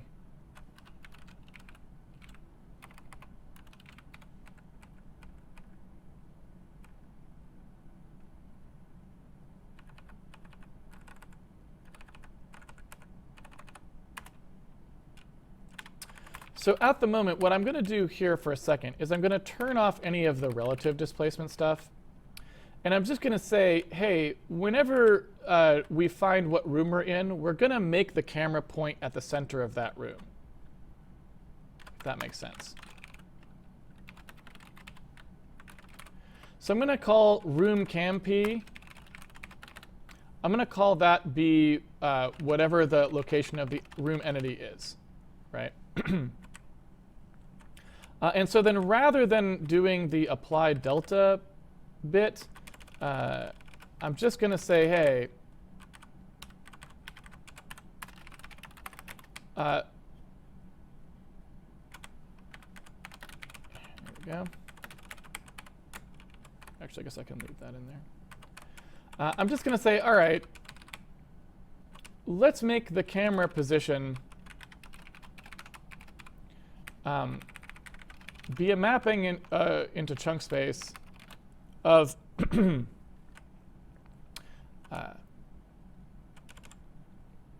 of wherever that room is, right? So the room, we know this is a relative position. So this room camp is basically an offset.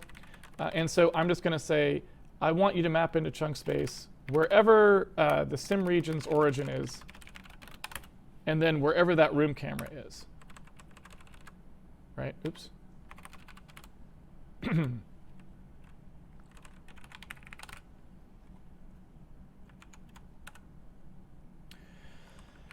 And so now whatever room we're looking at, whatever room the player is in, we should snap to, right? And you can see that now that we've got our detection working properly, that's actually what's going on, right? As soon as the player crosses that volume boundary, we immediately move the camera. And we don't animate the camera at all, we just snap it, right, directly there. And you can see that that happens. That's happening pretty much correctly, right? So that's all fine. And so then the question is, how would we want to interpolate between these two? So when we've got one and the other and they're not the same, how do we want to run that interpolation? And that's kind of, again, based more upon that sort of notion of the apron bit there. But so let's get rid of this stuff, the applied delta stuff. And let's just take a look at how we want to focus on this. So here's our room relative p placement. And we're just going to have that be how it was. And what we can see here is when we're taking a look at that room relative p, we're just going to use the apron of the room, how close we are to that, as how much interpolation we're going to do, right? And I think that's all we need to do at the moment. And I want to just take a look at what that is. OK. So now that's much more sane. We're getting our interpolation just based on the apron again. And that should be pretty stable, because again, now we're generating this just from a static look. Where are we in the room? If we're close to the apron, let's bounce out, right? And off we go. Now, we have another sort of situation here that we could imagine, which is, what if we created rooms that were different sizes? Because now that we support this notion of a room boundary, we should be able to have rooms of different sizes so that when you exit one room and go into another room, the camera will properly go to like how that room should be centered, right? And it looks like I've got about 15 minutes, if that makes sense, to sort of go ahead and show what's going on here. So let's go ahead and just move.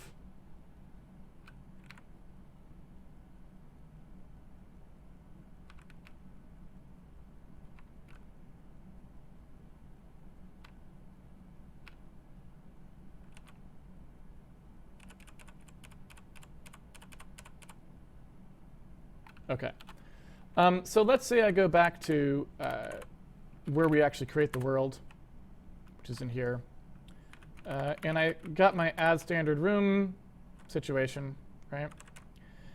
And the thing with add standard room is when we are creating the rooms, maybe we want to be able to specify what the size of the room is, right? Like,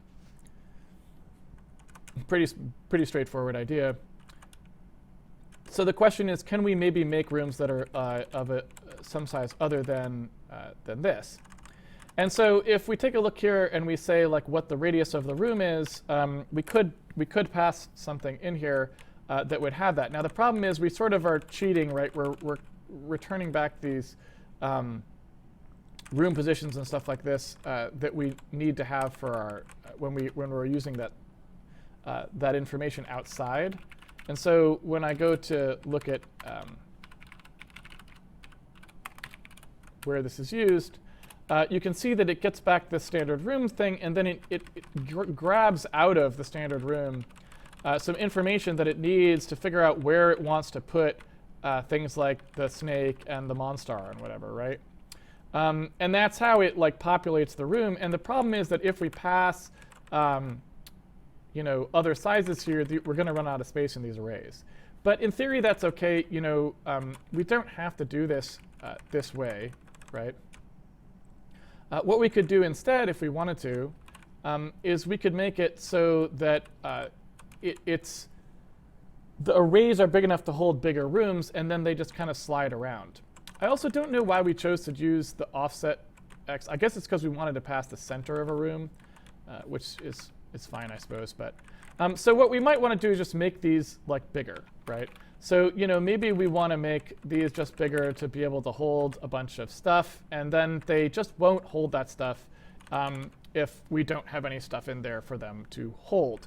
And then what we can do is say, like, all right, let's suppose we pass in a radius x and a radius y for the room. And again, this is just really messy code. There's nothing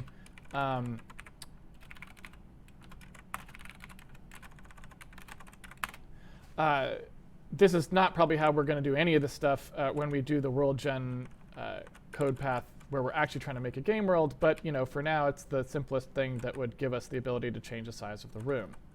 And so before, we've got what was it, an 8x4. I'm sorry, a radius 8 and 4, so it was a 17 by 9, right? And so now when we call this in theory, oh wait, one more thing we have to do. When we place this information here, we have to make sure that we are using these correctly, right? So we've got a radius x, a radius y.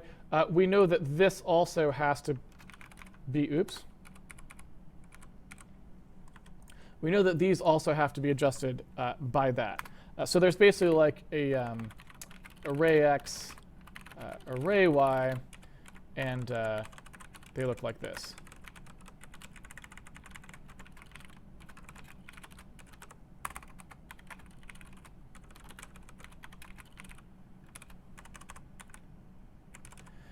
And so, if we get this stuff right, then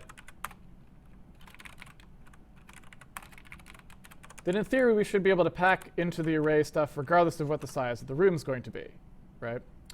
And I think that should be roughly correct, although actually the fact that that didn't work means that we've got some other problem here, but I think this is right. Radius y is 4, so it would be -4 to 4. Offset x, radius of 8, it would be -8 to 8, which again is what we want. Those offsets should work properly. These are all just based on the offset. And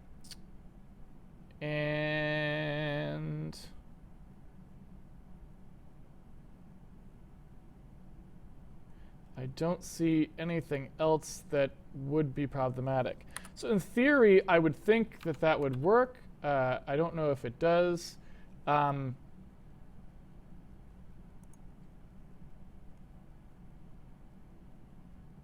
It looks like we're creating too many entities all of a sudden.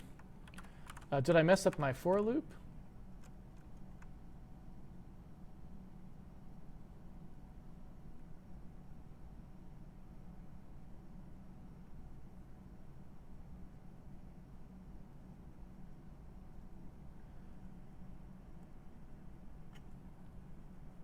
I may well have messed up my for loop, I suppose. Or maybe I was using the standard room's size as something that we actually...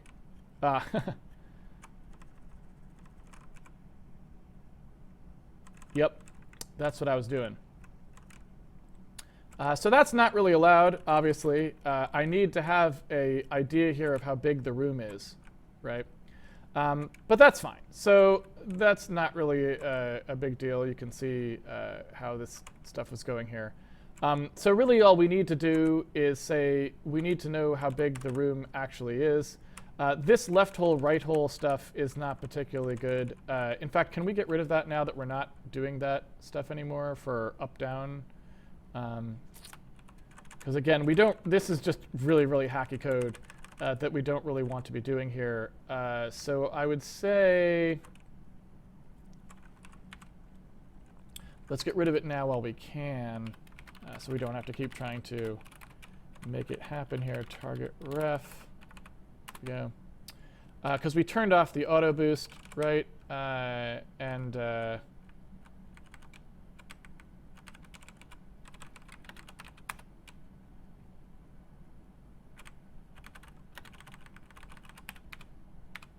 I'm just going to go ahead and get rid of that.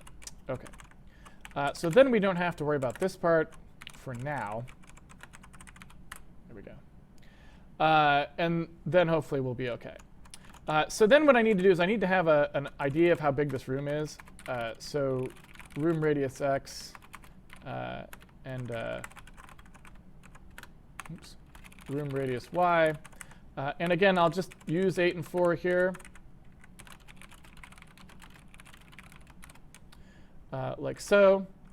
And I will say that in general, that just means that, you know, for the room dimension here, we can compute the room width is just whatever the radius is, 2 times the radius plus 1. And the room height is going to be 2 times the radius plus 1. Because again, you've got that many squares to the left, that many squares to the right, and the middle square. So that's 2 times this plus 1, and same with the height. And so then if we come through here, we've got room width, room height, room width, like so. And I think that's it. These tile values, since we're in signed integer here, should probably be consistent. And let's take a look. Well, all right, maybe not. Looks like we're using all unsigned there. There we go. So yeah, so now in theory we're recreating the rooms the way that we were creating them, right? And you can see how that's going here. And so what I would like to do potentially is now just try to align these rooms like a little bit more cleanly. And so that I can change this radius to be something different, right? And so if you look at what has to happen here, where we are placing the room is really the important part. So when we call this screen x tiles per width, screen x y tiles per height, that's not really going to cut it anymore. So what I need is I need a location that I can use as sort of a way of saying where the room is. And so, yeah, so this tiles per width, and in fact, tiles per width, tiles per height thing here is not going to work anymore. That's got to be room width and room height, right? So this is going to be room width.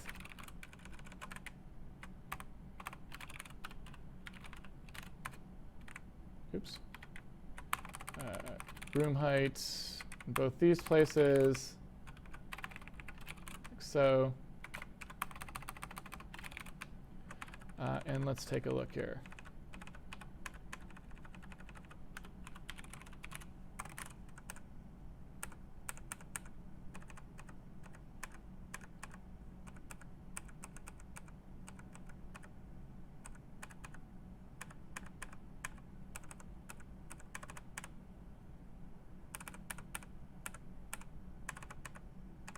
OK.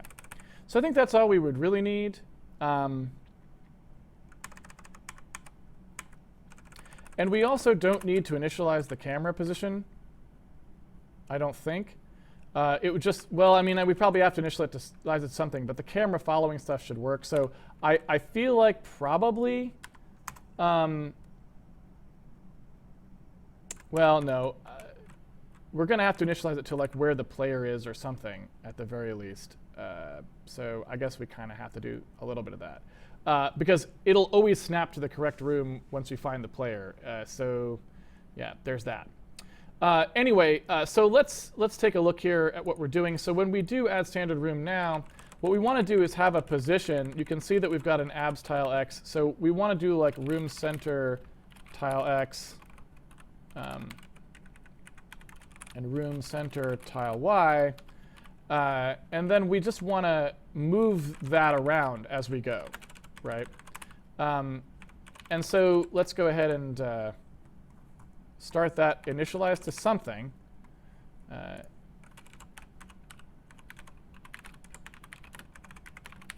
0, 0 is fine. And then as we go, we'll just, every time we're done with a room, we'll move out of that room by however much we needed it to move by, right? And so here when we do screen X, screen Y, you can see like we were previously tracking this piece of information. We're going to get rid of that and just not use that anymore, right?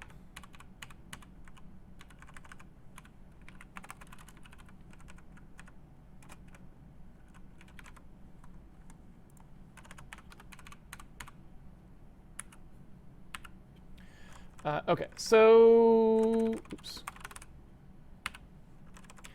So when we are updating those here, and then of course when we also use them here, so we've got last screen X, last screen Y. What we really want to do here is now just say like, OK, when we do camera tiles, let's get rid of all this nonsense here and just do room center tile X and room center tile Y.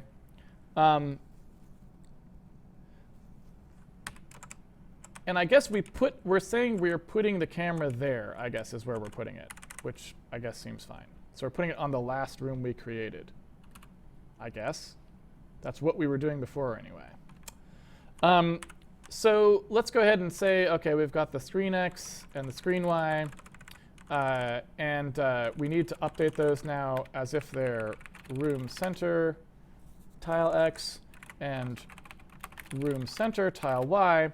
And those two together are now going to be updated by like the room width and the room height, right? That's how far they're going to move by. So let's take a look at what that does now. Oop, that doesn't look quite right, but what are you going to do? I guess we're putting the player at sort of the wrong location. We'll deal with that later. But let's just see if this is creating rooms that it properly abut. It does, so that's good, right? And we can take a look at the debug view and see that they properly abut, right? So now let's just see if we can change the size of the rooms a little bit, right? And so what if I was to say that I wanted the room height to be a little bit different? So for example, if I said the room radius could be 4, but it could also be changed to, to up to 6 or something. So add 2 tiles on either side and see what happens there. Looks like we've run out of entities again when we're doing our creation. That really is just because the creation phase, we only create one sim region as a cheat. When we fix the world creation code, we won't have, when we do it a little bit differently, we won't have that problem anymore. So here are rooms that are obviously, much bigger, right, than the previous room size. And so now the question is just like, OK, can we change that dynamically, right? Can I say, like, I want the rooms to be sized in a more variable fashion? So I'm just going to go ahead and pick a random count here, right? Oh, actually, I guess I don't know what our...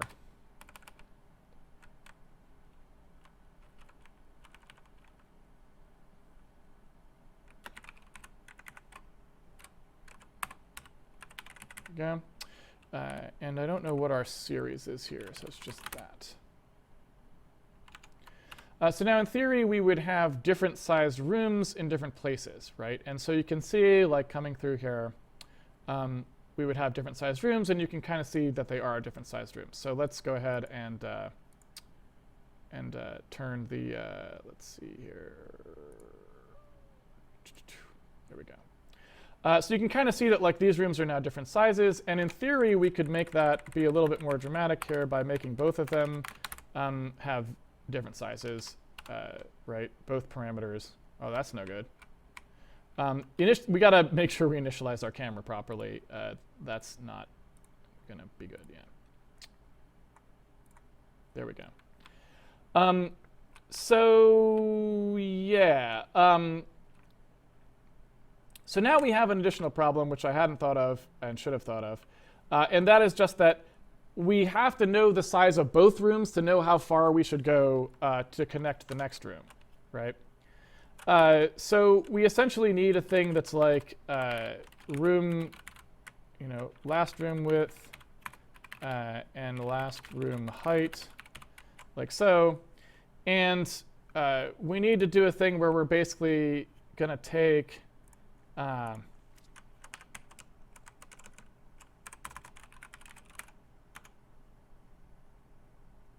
I guess really we would need to know what the next room height was. I guess we don't need to. No, that's not true. So we don't need to know the last room width or the last room height per se. What we need to know is what direction we went in, right? Because when we do this particular operation here, we can advance by however much the room width or height was, right? But then at that point, we could move forward by however much we need to for this room. And then the next time we have to move forward by however much we should for the other room. But the problem with doing that is we just don't know how much the next room's width and height is going to be, so we can't do it at this point. So we need to know what the door direction is, kind of like looping around, if that makes sense. So really what we mostly need to know here is just what's the door direction, if that makes sense. And that needs to persist across. And so when we do here, we're going to want to add the room radius to move us that far to get us basically to where we need to be. And then the next time around, in fact, we'll do the +1 in here for that one interceding tile. And then we'll do a door direction 0 or 1 here.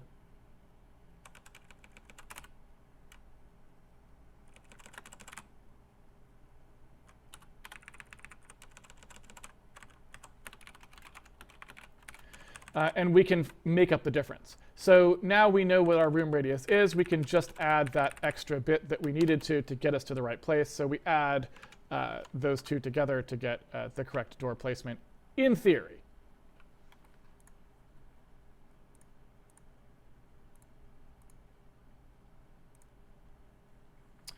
And so now, in theory, all of our rooms will be lined up properly, and they can be arbitrary sizes. And so the only thing that I wanted to do that we're not doing now because now you can see like these rooms are just whatever size these rooms are, and that's all fine. But what you can see here is the other thing we're going to have to do is that if we were actually in viewing it at game distance, we now have to do something where we will make sure that the camera zooms out far enough for whatever room we're trying to be in order to make sure that we see the whole room, right? And that's something we can do next time.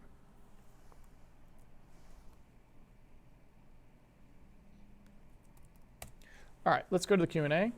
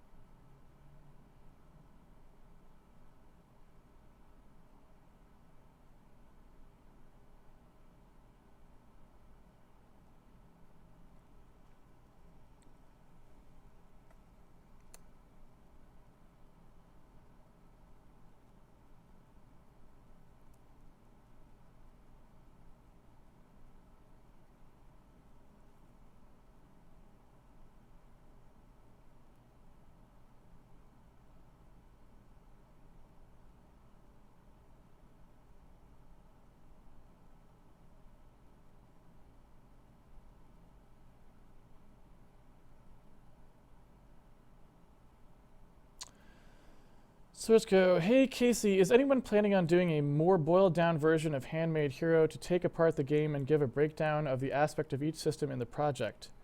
I don't know that anyone is planning on that at the moment. Yeah.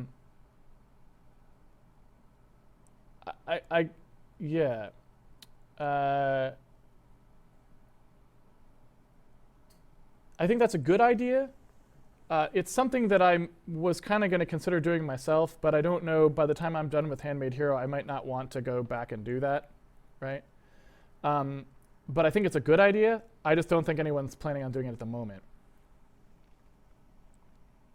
Miblo, or make the camera pan within the room. Yeah, we could have panning within rooms as well. Either one of those would be fine.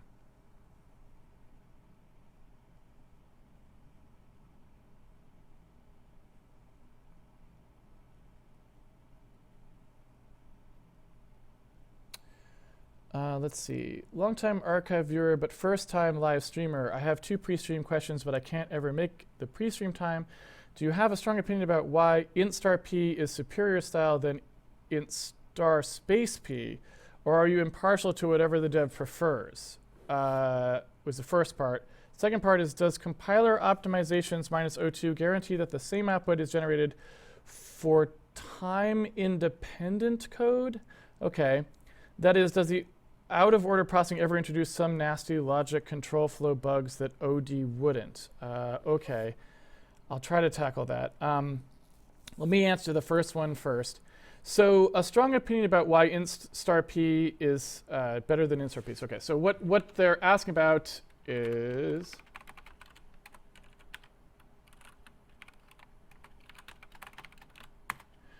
this. Like, you know, if I was to declare a variable and put the star next to the p or before the p. And the question was just, I have a strong, you know, I write it this way. Am I writing it that way because I feel like there's a really good reason to do so, or am I just arbitrarily writing it that way and I wouldn't care if someone wrote it this way? It's the latter. I don't care between these two, so it's really just force of habit. You know, code that looks like this versus code that looks like this I can't think of any real reasons why you would prefer one or the other, like, overwhelmingly. So I don't know. I guess what I would say is that int space star p versus int star p, you know, I could see why someone might prefer the bottom one, which is not the style that I use, but I could see why someone might prefer the bottom one because they want to see the type information, like, kind of all together. I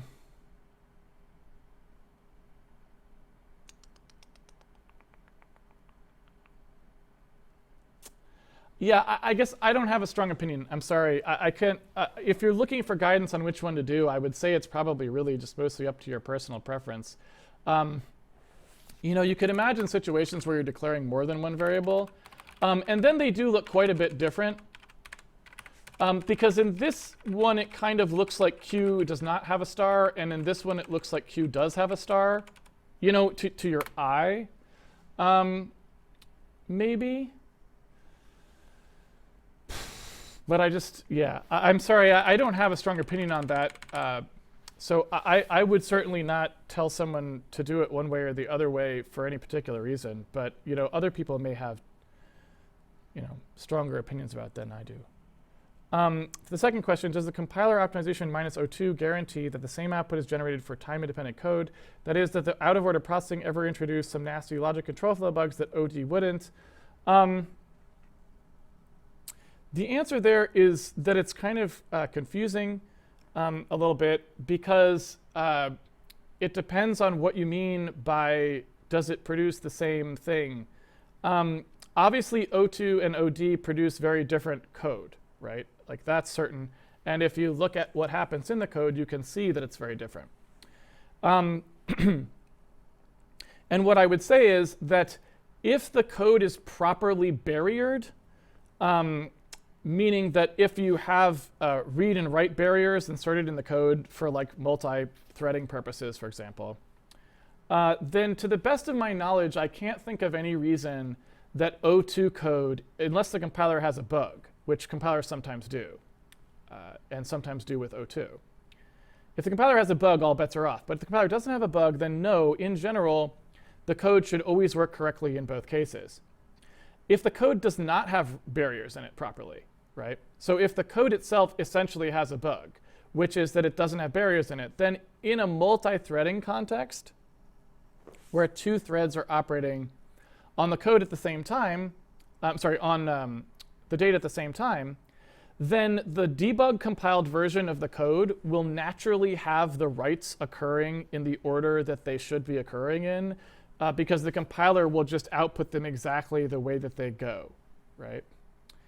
And on the other hand, if you do O2, so you have optimizations on, it could reorder all that stuff around to do it in whatever the most efficient way to do it is.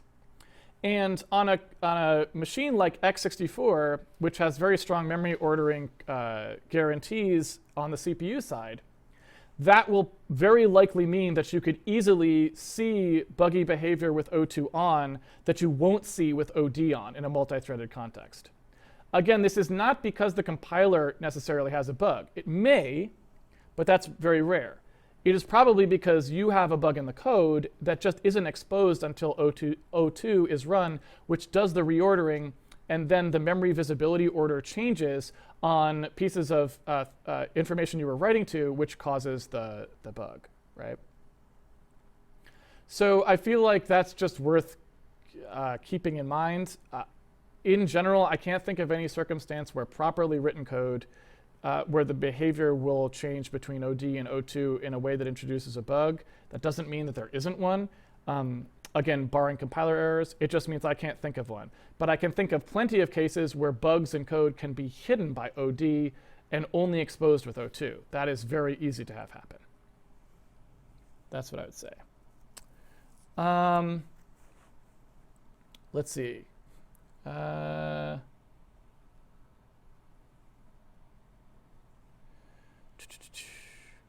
You said you didn't want to use pretty function because that wouldn't work because duplicate grids, but the only place where pretty function would have been used in timed function, which should never be used more than once in any function anyway, so not using debug name in timed function would solve the problem. All the other calls to time block would still work with debug name and thus use the counter to be unique, so I think the extra field for the name is really not necessary. Well, it is and it isn't. Before, a timed function would have worked, even if you put it multiple times in a function, right? And you would even have been able to differentiate those two in the printout if you'd wanted to, because we could have used the line number, right? So I don't know. It's a bummer. I would rather just be able to use function like we were using it. I think that's the right solution, but I don't know any way to really handle it, right?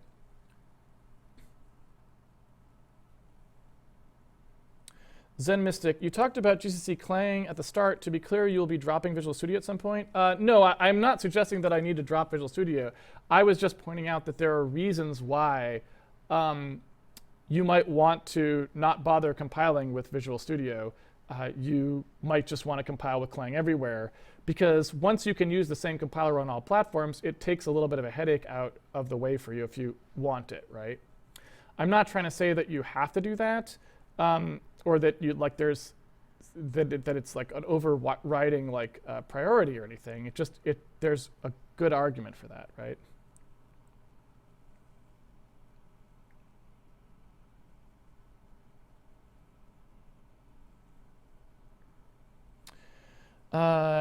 Let's see. What is your opinion on Minkowski portal refinement for collision detection and response? I feel it's much nicer as it gives you much of the collision information, like the normal, the depth, etc., without having to implement an entire separate algorithm like GJK does. I have not looked at that, so I don't know. I would like to, and obviously I like Minkowski-based stuff. I mean, GJK is Minkowski-based as well, so it might be very good. I don't know. I haven't really had much occasion to do a lot of 3D work lately because I've been mostly working on 2D stuff, and so I just don't have any practical experience with most of the newer algorithms and stuff that people might be using. Have you tried -OX for optimizations? I believe it gives even faster code. It's a fast hand for multiple optimization flags. No, I haven't. I don't know.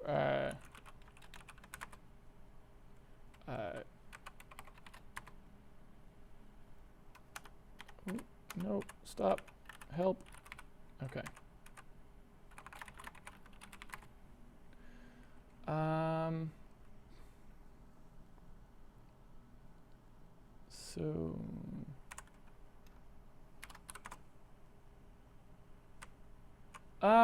So we definitely can do it here in 2013. Obviously, that's a newer flag, like that was introduced. I don't know to what extent that would change things for us. We don't have any good timing tests right now, so we wouldn't be able to measure the optimizations, but we can certainly see if the code still runs OK with it, just to see how that goes. And you know, it certainly seems OK. But we are always sync locked to 16 milliseconds, so we won't. We don't have any good speed, perf tests. I suppose we should probably have some at some point to be able to get better handle on things like that. So that's actually pretty reasonable.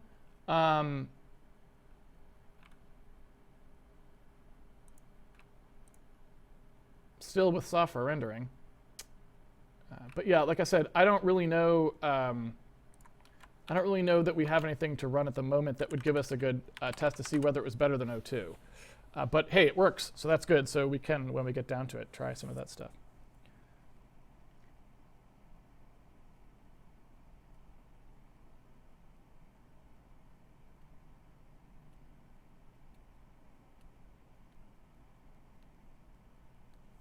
And Gary Anderson, I would like to cast my vote that we should do the slides someday. OK, well, we'll try to do the slides someday.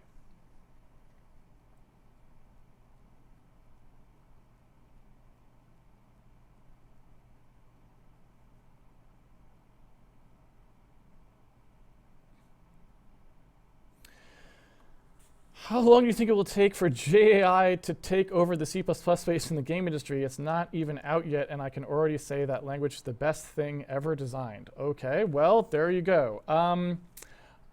I guess what I would say is I really just don't know. There are so many things that affect language adoption that have nothing to do with whether the language is good or not. It's not like game developers sit down every year and have like a big meeting and go like, oh, OK, is C++ the best thing to develop in? Yes, OK, let's develop in it. Like, that's not how that works. You've got like a very big built-in set of programmers who know how to program this thing. You've got platforms that expect it. You've got code bases that are like building up over time and stuff. So I feel like the important thing to remember is that like you can't necessarily look at a language and go, this language is good or bad or better or worse than what I have, so therefore it will like be adopted. So I feel like it's impossible to predict something like that. No matter how good of a job John does on JAI, that's not necessarily going to. I'm sure it will affect how the adoption is, right? Like if it was really bad, then the adoption wouldn't happen. But if it's really good, that doesn't necessarily mean that adoption can happen because there's other barriers to it, right? And so I feel like that's something that's impossible to predict, because it's a social issue. Like it's about how people are going to behave. It's not asking, is it going to be better for our purposes in C++, which is an easier thing to evaluate, perhaps more objectively.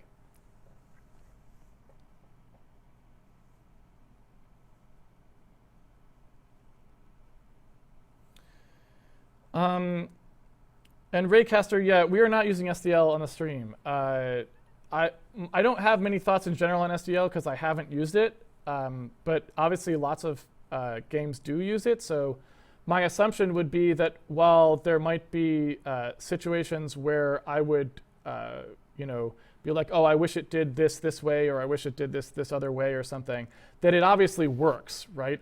Like lots of games ship on it.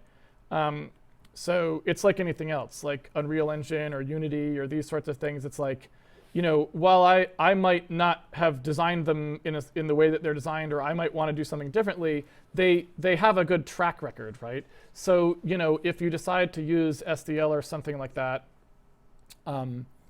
you can at least be assured that you're not in any worse boat than a lot of people out there who have shipped successful games. And that's worth a lot, right? Using unproven technology, while there may be reasons to do so because it has things that you need or want, or you like something about it, or you believe it confers some sort of benefits on you, right? I guess, there is something to be said for just going with a majority approach. Like, if the majority of things ship on SDL or the majority of things ship on X, then at least you're not in any worst position, right? It's a way of bounding your worst case. So I guess what I would say is, if you're not very confident about how you might want to write your platform layer, or if you don't have a really good reason why you're going to do something else, then it makes a lot of sense to go with something like SDL, because you don't want to put yourself in a position where your worst case is unbounded like that,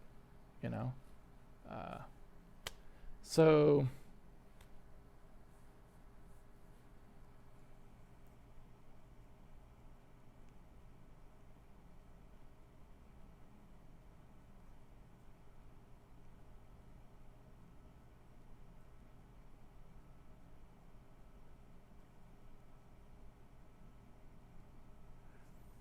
all right, so there's no cues on the other one, on the other chat.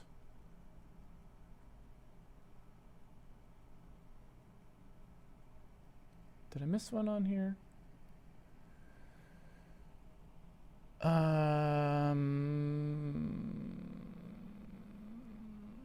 Let's see. Oh, I did miss one. So Zen Mystic was following up and saying, with the question about whether I would be switching to Clang. So Zen Mystic, are you asking about that? You mean like on stream, or do you mean like at Molly Rocket? Like, are you talking about for like for the 1935 game, or are you talking about on Handmade Hero? Because I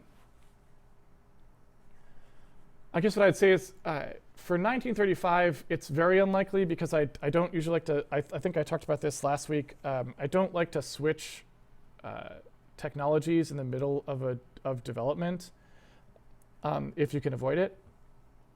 So I would pretty much always stick with how whatever platform setup I'm using on each platform, I just keep it that way until the next time. And then, I'd evaluate it then. But for Handmade Hero, it's a little bit different, because since it's educational, things that I wouldn't necessarily do in a mainline project, I might do. if that makes sense. So I don't know. Do you have any thoughts on when to use multiple threads? The answer any more in depth than when single-threaded isn't fast enough. No, I don't think the answer is any more in depth than that, honestly. Single-threaded code is always the best code in terms of reliability and maintainability, because there's simply less to think about. And so I think the thing to keep in mind there is just that while multi-threaded code may be interesting to write as an exercise, you never really want to write it if you don't have to, because your really only thing you can do is introduce bugs, right? Multi-threading code is never going to be more sane than single-threaded code, because it adds complexity in all cases, right? And so usually the answer is exactly as you put it. If you don't feel like there's a problem with the single-threaded code that you have, there isn't a reason to switch it to multiple threads. However, as with all things in programming, that statement alone is still a little complicated. And the reason that it's a little bit complicated is because single-threaded code, when you're writing it the first time, depending on how much code you're talking about it, converting it to multi-threaded code, depending on the code, can be very difficult sometimes. And so if you have a strong suspicion up front that you will need this thing to be performant in a way that requires multiple threads, sometimes you may have to start with multiple threads in mind at least. And so even though you might still write it single-threaded first, because you probably always want to make sure it runs single-threaded first just for testing purposes, you may have your eye on the fact that you need to multi-thread it, and you may be picking the algorithm differently. Does that make sense? So you still also kind of need to have a heads up there sometimes, because you don't want to write a big chunk of code with a bunch of assumptions baked into it that require single threading, and then have a huge headache when you need to upgrade it to multiple threads. So if you know going into it that you're going to need multiple threads, that's maybe an argument for not necessarily writing it multi-threaded, but picking the algorithms and picking the structure of the code to make that more to facilitate that a little easier. Do you still have a to-do list like you used to? Could you show it? I'm still on day 110 with the videos. Sure. Here's the to-do list. It basically is the same as the original to-do list, just with some things removed that we've done. And I guess we added some things too, but.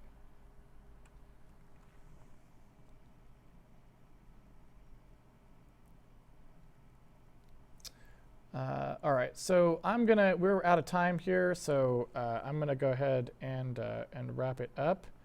That should be it. So yeah, I will go ahead and close it down. Let's see here. Okay.